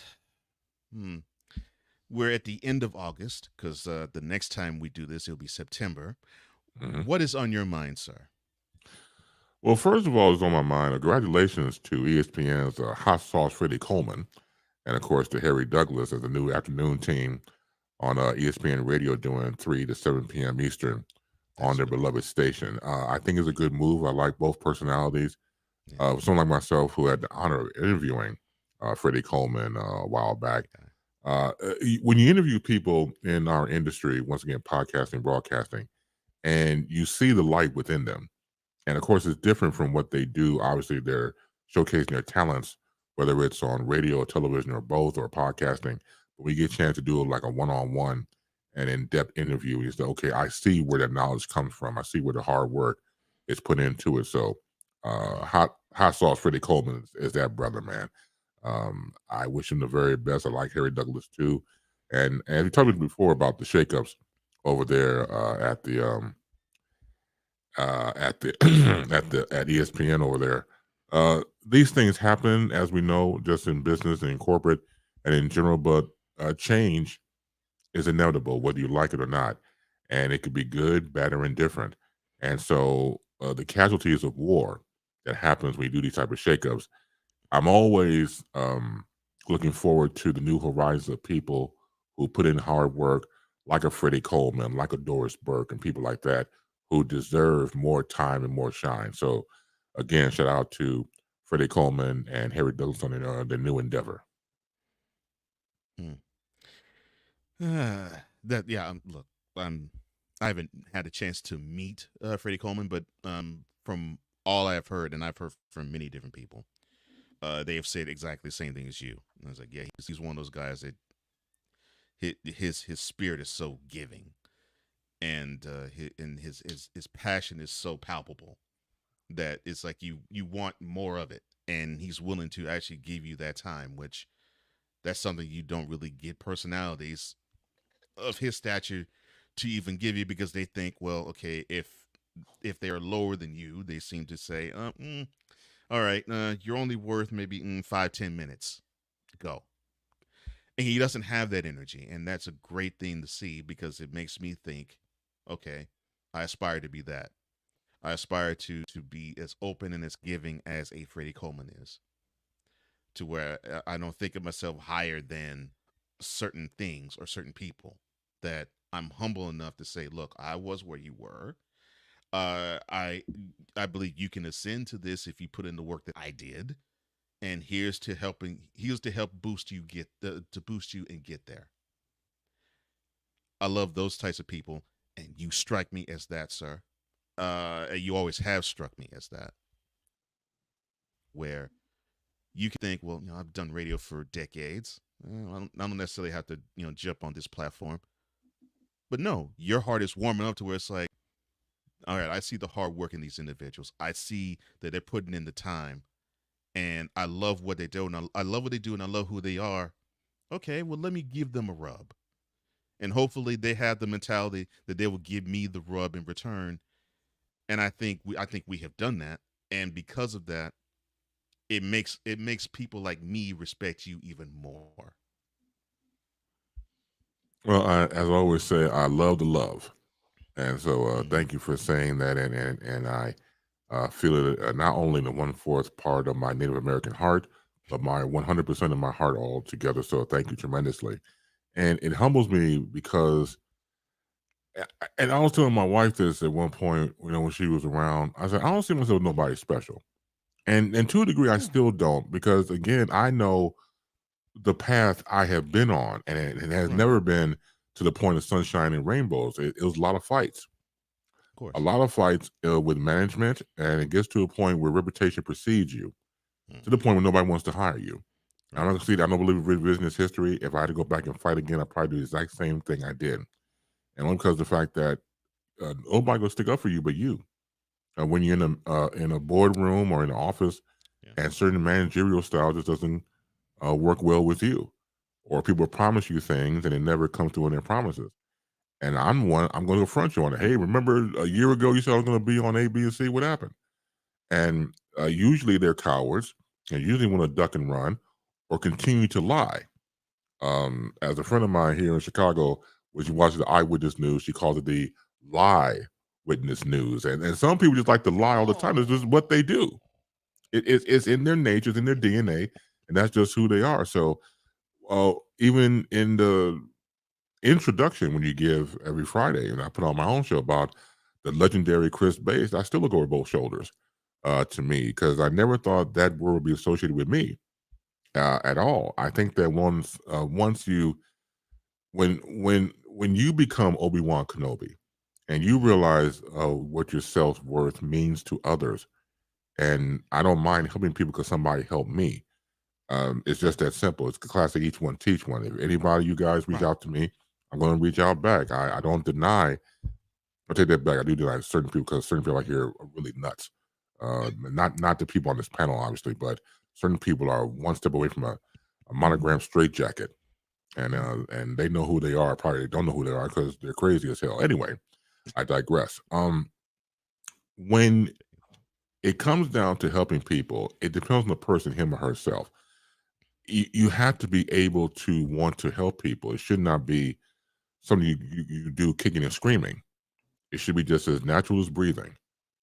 You just do it, the old Nike slogan. And if you want to, fine. You don't want to, fine. And so when I hear words like that, it continues to humble me, continues to ground me, because of the fact that everybody has an ego. And we couldn't do what we do right now had not been for egos, but it goes back to having your ego in check. And who you are, what you bring to the table, your background and things of that nature, how you comport oneself. And that goes to the individuals themselves. So that's how I believe it should be. Not everybody subscribes to that, but that's how I believe it should be. Well, I try to live life this way, where the night after the American Music Awards, I think this was late January 1985, they all recorded "We Are the World," and of course it had every big name known to man. Now almost all of them are legends. Actually, all the names that recorded that song, and of course Quincy Jones was the one producing it. And so every artist that walked into the studio had to look at a sign above the door which said, "Check your ego at the door." And I always try to live in my brain thinking that I'm walking through that door into the studio whenever I deal with anybody. And I'm like, okay, let me check my ego at the door. Because I don't want to leave with my ego. I want to leave with my humanity. Now, the lessons I have learned from people like Wize and you, and even Brian and others, is that once I do leave with my humanity, that's cool and all, but I could still gain to learn something so that I can improve upon what I'm doing. And when I see someone like you who opens the door willingly and says, "Look, whatever it is, man, the door's open," I'm happy to see that, because I now know, okay, this is what I have to be when it's my turn, and it's starting to be my turn now, because I'm starting to actually get people who are asking me things, who want advice from me. You know, how you know, I want the production of my show to be better. How can I go about and doing that? And I'm receiving it right and left without even soliciting it. They come to me, you know. So I'm humbled. I mean, it's like the more they come, the more humbled I become, because I'm thinking to myself, I mean, I'm just a content creator, you know. I don't see myself as a mentor, but I hear it. I hear it, and now I see it. So I totally understand that feeling, man. And when it is extremely humbling. Oh, it always is. I've always been a proponent of people having mentors in their lives. I think that it's the best thing going if you're able to find someone. If you're blessed with more than one mentor, like myself, I had 2 mentors in radio, and they had the guideline, they had the playbook. What I was trying to achieve, and I was there. And if ironically, if I can invoke their names real quick, they're not with us anymore. The first guy is named Ty Wansley, and the second gentleman is named Jay Marvin, and I was their producers here in Chicago on WLS AM radio. And when I was their producers, I was also had become their friends. We all became friends. And so when I went from one style with Ty, was calm, cool, collective, and then working with Jay, who was combative but caring. And so these 2 different styles of personalities, but they had the blueprint of what made them work, what made them tick, what made them great. And I would sit there on the other side of the glass taking down notes of what they were doing. So that way, by the time I was ready to hit the microphone to become a host myself, I had an idea. I had a thought process of what I wanted to become. When you look at your competition, quote unquote, around you, one of the questions I asked myself was, what makes myself different from other people? And the question was simple. I'm different from somebody else. So that's what you build upon. Don't be like somebody else. Be yourself. Be different. Strive on the fact that you're different. Strive on the fact that certain things may enter your mind and you want to share with the audience, because that stands you out. Because that way, if you're able to gleam on to an audience, when it starts from 1 and 2 and start to build up, as you said before about doing content, once they like what they hear and see, they're not going to go anywhere. They're not, because they can't get it anywhere else. Please be original. When I was teaching talk radio in college and at an Illinois Media School at one point, I told my students, do not, and I repeat, do not look at somebody and say, that's the way. It's a way, but not the way. And then you just go from there. So once again, you use somebody as a blueprint. Once again, see what makes them great. And then eventually, because of their voice and studying them, you can find your own voice in time. Oh no, I tune into Baseline because I study you and I look at your manners and I see what you do and how you control your show, and that's me wanting to learn from one of the greats, like me wanting to learn from somebody who's done it before and how you do a show, because that's how you're gonna improve. I'm not. I study you in a way where, like, okay, I like that about bass, I like this, but I'm still gonna be me. I understand where you come from, because yes, I study you, I study Cole, I study Brian, because you guys been doing this for years. Don't study Brian. Don't do that. Oh no. No, God, no. I gotta stop you right there. I love you more. But if you study Brian, if you study this dude, be prepared to be delivered by the Mothership Connection. He's not from here. He's not. If you're into Mars and different types of Mother Hubbard, different planets, go right ahead. Study astrology and the stars and the moons and stuff like that, because that's where he's from. He's not human. You see the shape of that head? Have you seen the shape of his head? I'm telling you, compared to some extraterrestrials out here, and get back on me later on. Yeah. Oh okay, I'm sorry. I didn't mean to go there, but I had to I love my brother. I mean, I love him, but goddamn it, he's not from here, Doc. I'm telling you. I know you love him. That's the reason why you said it. Oh, man. That's just too much. I could go in on because I love that Mother Hubbard, but he ain't from here. He ain't from Chicago. I don't give a damn what he tells y'all. He ain't from here, man. You don't own him being a Chicagoan. Oh, that's funny. Yeah, he ain't from here, Doc.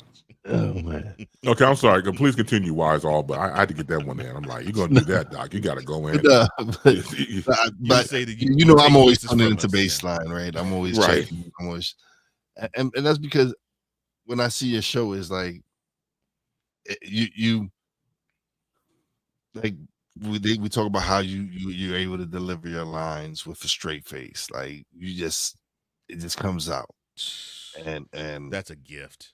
And that's just, to me, is amazing seeing you at work, because everything you say is with the same. It doesn't. Nothing changes on how you deliver it, but it's delivered in the manner that it's supposed to be delivered.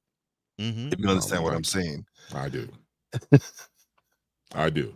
No, and that goes back to one simple philosophy I have with that: know thyself. To thy own self be true. Know who you are, love who you are, embrace yourself, scars and all.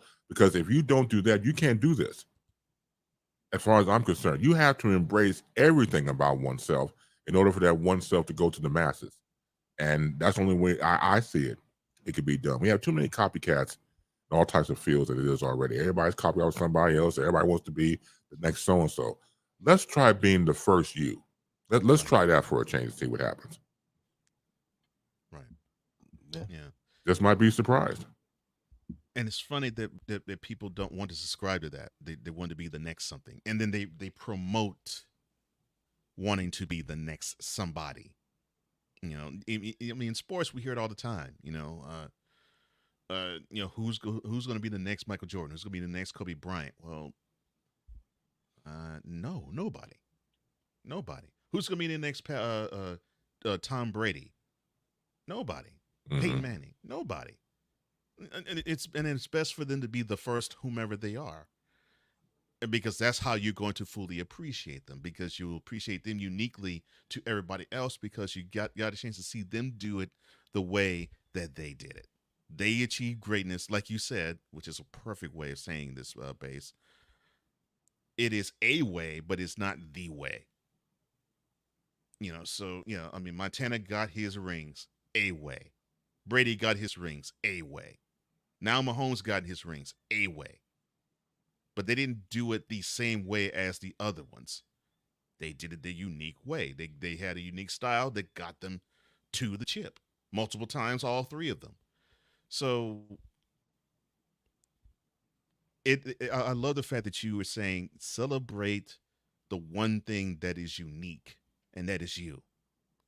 And have that come out of you. And if it does, then chances are people will embrace you if you have a personality that's worthy to embrace. Exactly. If not, you might be in trouble. But if you try to pattern yourself after somebody, you will be hated on for being a copycat. So yeah, I fully grasp that. Mm-hmm. Yeah, and don't get me wrong, we're gravitating toward those type of people because they're doing it. They're doing it in 3D, but once again, it's their way. I don't know if your audience is probably not familiar with a good old singer. There's a way before my time too. I mean, I'm old, but I'm not decrepit. Not yet anyway, if I'm blessed to be decrepit. Frank Sinatra, God bless his soul. He had a song called, I Did It My Way. My Way. Mm-hmm. It was, and so when you listen to the lyrics, it goes back to like, I don't know about anybody else's way, my way. This is the way I did it. So I think that same philosophy applies here when you look at, again, and you're right, Cole, it goes, we always expect somebody to say the next so-and-so because that's how society is, looking for the next greatness. But then I think for me, when the next greatness happens, it's a surprise. It is. I don't think that we should put onus unless they want onus on themselves. I won't be the next so-and-so. I was asked once in an interview, and I forgot the person that they were referring me to about, if so-and-so stepped up, they're a legendary broadcaster here in Chicago. If so-and-so stepped down and you were asked to take their position, how would you feel about taking on their footsteps? And I replied, those footsteps belong to that person, whoever is retiring. I'm putting on my own pair of shoes and starting my own path. I love that. Yeah, let those footprints belong to somebody else. I got to start my own footprints, so I don't need to wear his shoes. I got to put my own shoes on and start my own road. And that's to be said of anybody that's out here doing this or doing anything in life. You have to, obviously, you're walking the path that's traveled. It's your path and nobody else's. And you have to realize that there's going to be pitfalls and trials and tribulations. That's for anybody. The key thing is, can you dust yourself off? Well, the one thing I like about the movie Rocky Balboa, first of all, Sylvester Stallone does not give enough credit. He is a brilliant writer. He really is. The scene where he's talking outside his son at Adrian's, and he's like, nobody hits harder than life, but the key thing is to dust yourself off and keep moving forward. And he's telling his son that. It's like, look, because his son was saying, Dad, you cast a big shadow.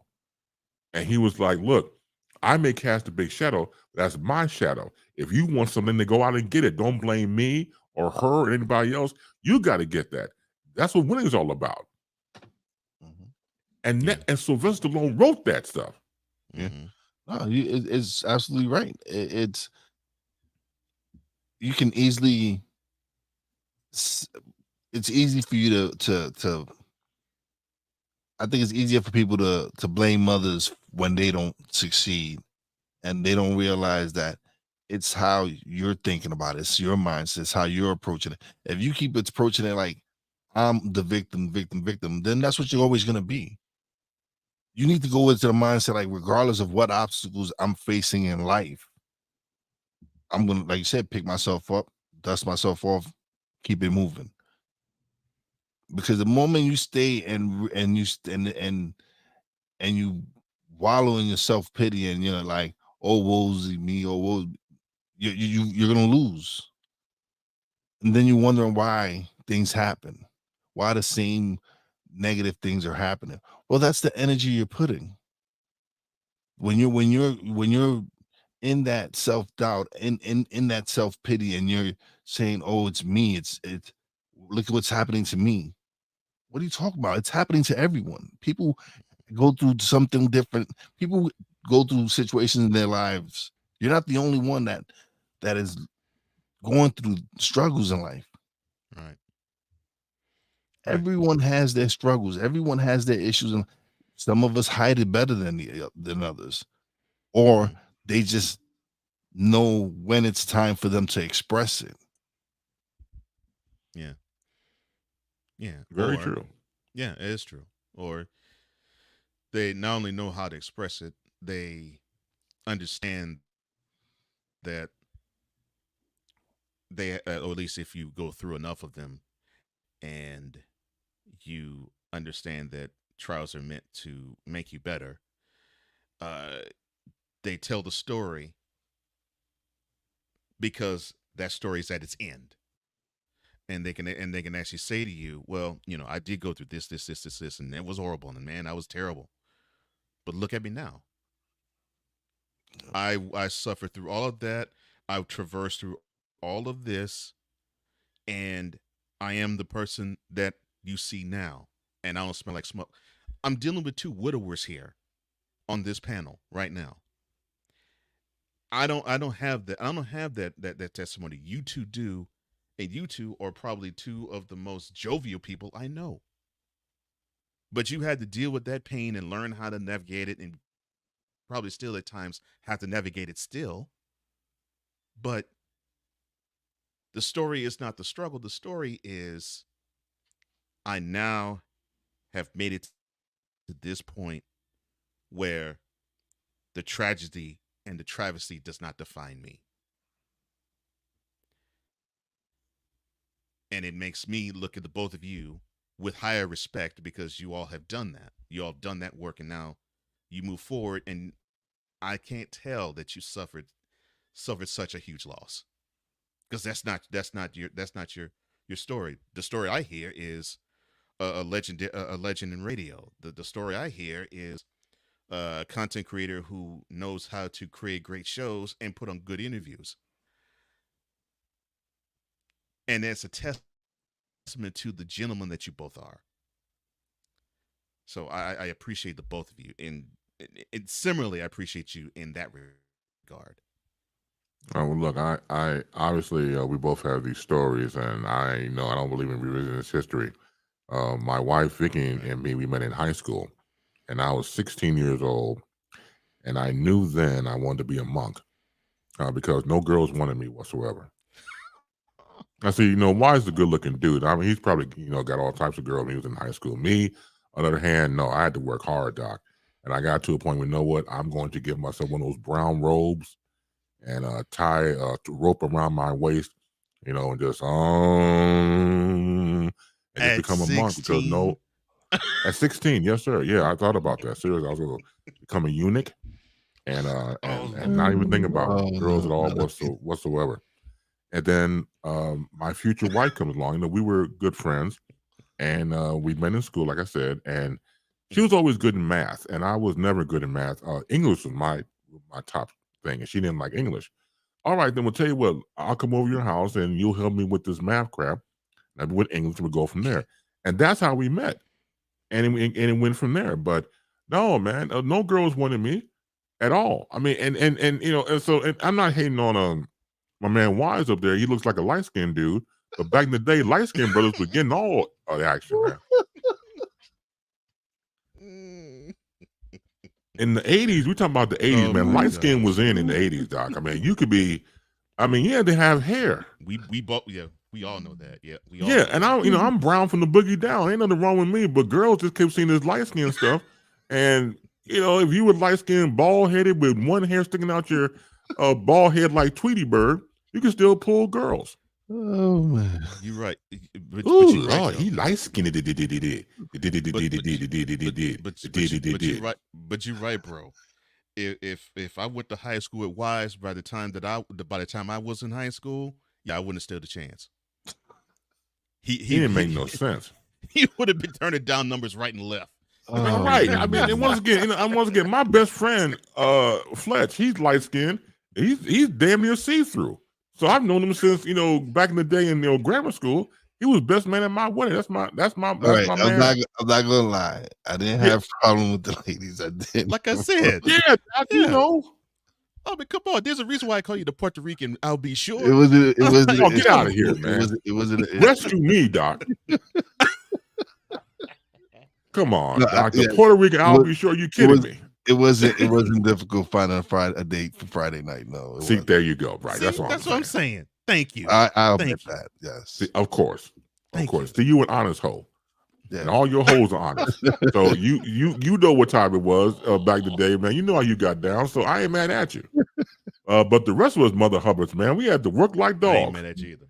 Yeah, I ain't mad at you either, bro. No, but peep this though.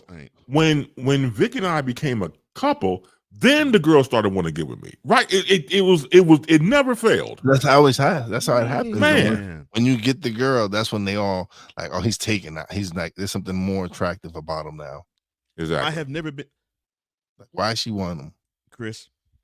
I have never been more attractive to women than when I had put on a wedding band. That I have been the most attractive then, for whatever reason. That is the magic elixir for women to throw panties at me. I'm like you had your chance, it's too late. Get them crap. Right. Now you won't come after me. Oh my God, man. You have no idea. I mean, you got bad breath. Not breath. You got bad breath. You got bad breath with a kickstand. As long as you was light skinned, it didn't matter. Oh my gosh. Hey man, I was gonna talk to Valerie. Man, get your stank breath out of my face. Man, I don't want to talk to you, man. Get out of here. You leave me alone, man. Oh my goodness. Oh. Can't make this stuff up, Doc. I'm telling you, I live it. No, listen, you can't, man. I ain't gonna lie. I've benefited from my light skinnedness. Yes. Yes, good for you, Doc.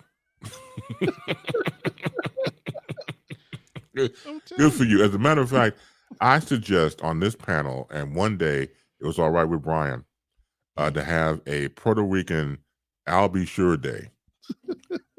And in honor of my man Wize all up there, man. Because Oh, yeah, man, you got to celebrate that stuff. And that's good. That's good stuff, dog. Hey, man, like, no problem. He's my master effortlessly. No problem. Friday night, yeah, no problem. And I've actually said this to him. I said I'm saying this to you out of pure love. I ain't saying it out of hate, because I was imagining myself when I was 14, 15, 16. I was like, man, if I knew Wize then, I know, boy, the honeys would be throwing their numbers at him. All he had to do was just appear. Bro, it was the fact. Like, Listen, Wize, I played. Listen, but the great thing was I played sports, and I was also enjoyed reading, and so it was easy for me. I've always, I don't know, I guess being smart and athletic kind of paid off as well. Oh, of course, baseball, right? Baseball and football. You did Good play for you, football. dog. Okay. Yeah. You did play football. Okay. Yeah, I can see that. I totally can see Yeah. that, man. Yeah. Makes you proud that I'm your friend now. Man, I hate to cut this short. But before I do let you go, sir, Yes.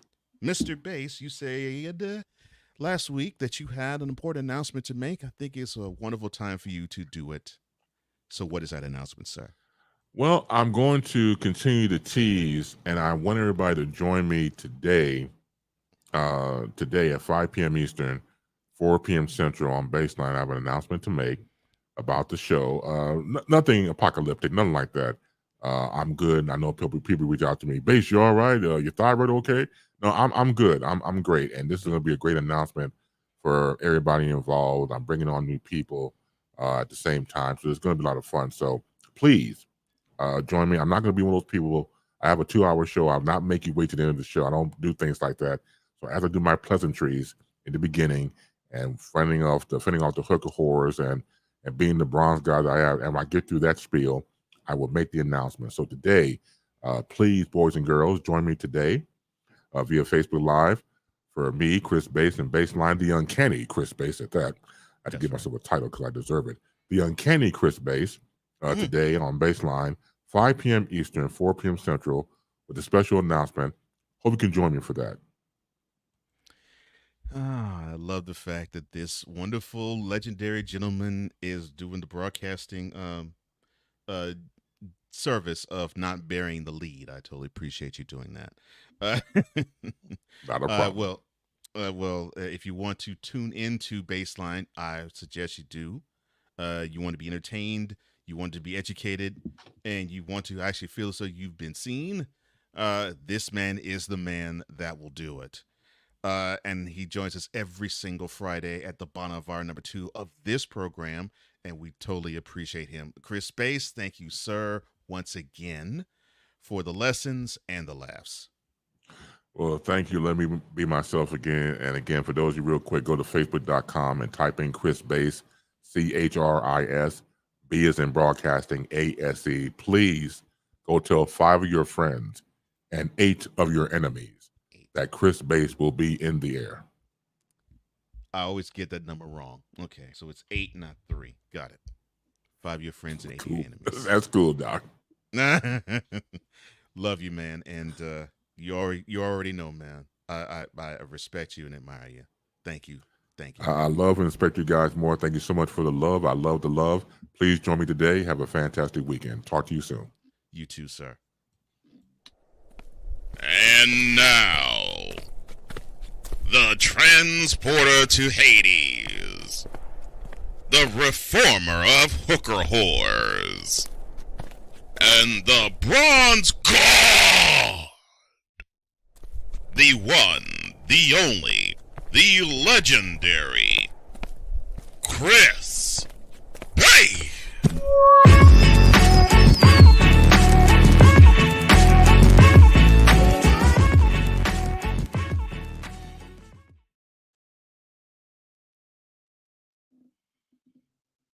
Excuse me. And tune into the Snowman Multimedia YouTube channel as a special presentation will unfold. Central State will battle Mississippi Valley State in the 25th annual Chicago Football Classic. Kickoff is at 4 p.m. Eastern. Pre-game is at 2 p.m. Eastern.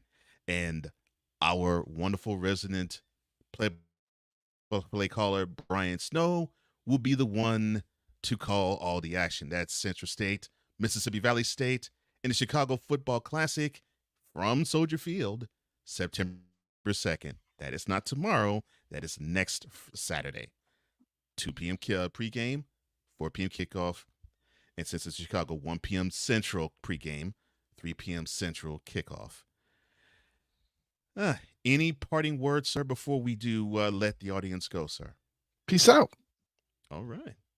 Well, and you might hear this from time to time. I don't know. He says that he might bring it back.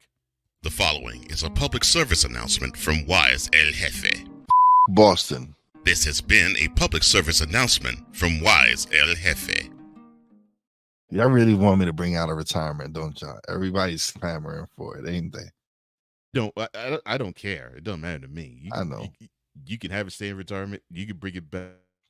I don't care. Laugh still the same. But yes, the fact that people want you to keep slandering Boston and Bostonians, I find that hilarious. Well, that'll do it for Snowman in the morning with Cole Johnson. I thank you so much for Wize, for Brian, who is taking care of some business elsewhere. I am Cole, here to say the following to you. Take care. God bless. Remember to make your next move your best move. And always remember, if your dreams don't scare you, then they're simply not big enough. Dream big, do bigger. That's what Wize doing. That's what I'm doing. That's what Brian's doing. In the Fanatics Feedback Zone, I know that's what you're doing. Hopefully in the listening and viewing audience, you're doing the same thing as well. We are out of here. See you Monday. And if you're looking to see something else, why not this?